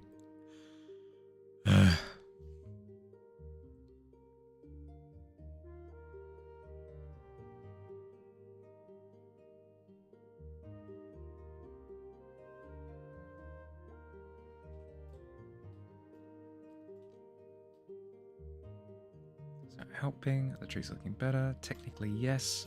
The ground is a bit of a travesty, though, because it's all bumpy, lumpy all over the place.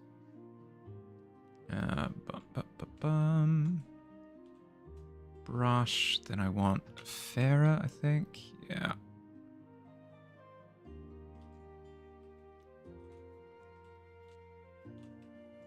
This layer. Smooth it out. How you going, by the way, Bebop? How's your day been so far?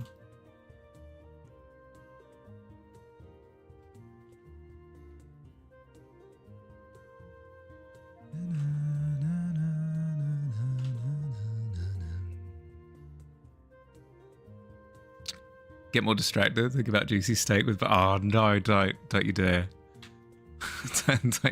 My mouth is already watering just thinking about the fact that I'm maybe getting burgers.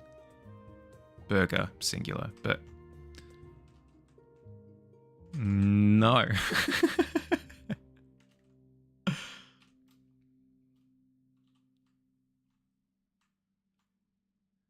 It's fine, it's fine. Zen.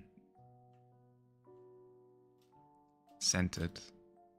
Practicing mindfulness. No, it's not the burger barrage.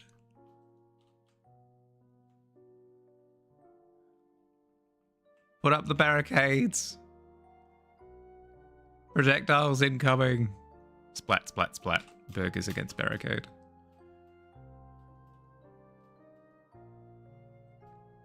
Okay, that's looking a little bit better.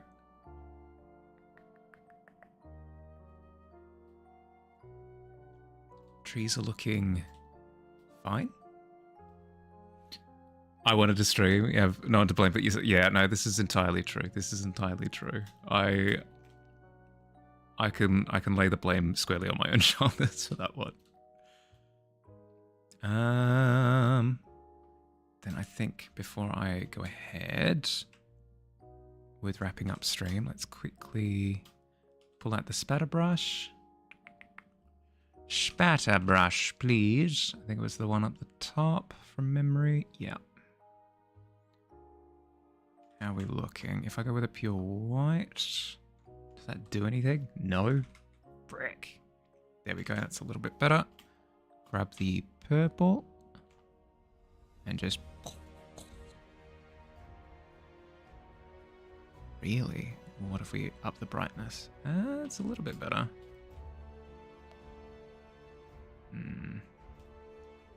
Spatter ain't doing it. Do you have a nice lunch and rest of my day? Thank you. I appreciate it. Let's quickly snooze those ads before those go through. Don't worry, no ads, I promise. Hell or high water. I'm gonna body block all the ads from coming through. Okay. If Spatterbrush ain't cutting it, ain't cutting the cheese, let's try maybe this. Make it teeny tiny.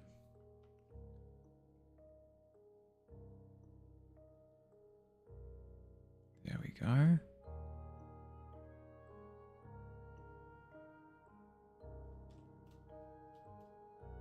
There we are. It's subtle. Don't get me wrong, it's subtle. You're not going to notice it, but it's these little subtleties that all add up to having it feel more complex. There we go. Here we go. Nice. Okay. We have more or less finished the grass, which is big, huge even. So it means that next time, I'm sure I'll come back to the grass at some point and do little touch-ups here and there, but I'll leave it for now. Happy with it for now. Next time I'm moving on to the cottage, which shouldn't take too long because there's not too much decision-making going on here because I've established the angle of light coming through. I've established the material that it's going to be made of. The thatching on the roof might take me a little bit, and some of the reflective light off the grass could, you know, make things a little bit complicated. But overall, it's going to be relatively straightforward for the cottage. So I've got trust in the fact that that's not going to take too long. So all in all, on trajectory to being done soon, which is good. Excellent. I count that as a win in my book. A preemptive win. Okay. I've hit time, so let's see who's on. You know what? Probably not worth rating, at least for now. I'm not seeing anyone on that I recognize, at least for now, so I'll call it there for today. Thanks for chilling, Bob. I hope you enjoyed yourself. The idea is coming along magnificently. I'm invested. I'm invested at this point. I like the idea of there being the resource track and the table separately, and being able to use tokens to track is fun. Let me know feel free to shoot me a message on Discord if you've got Discord when you decide to go live tomorrow. I might be asleep, unfortunately. If I am, not much I can do, but if I'm awake, I'll see if I can stop in for a little bit if you do end up streaming. But yeah. Have an excellent rest of your day or night, depending on where you are. Snooze the ads again. And I'll catch people about. Bye, everybody. Bye.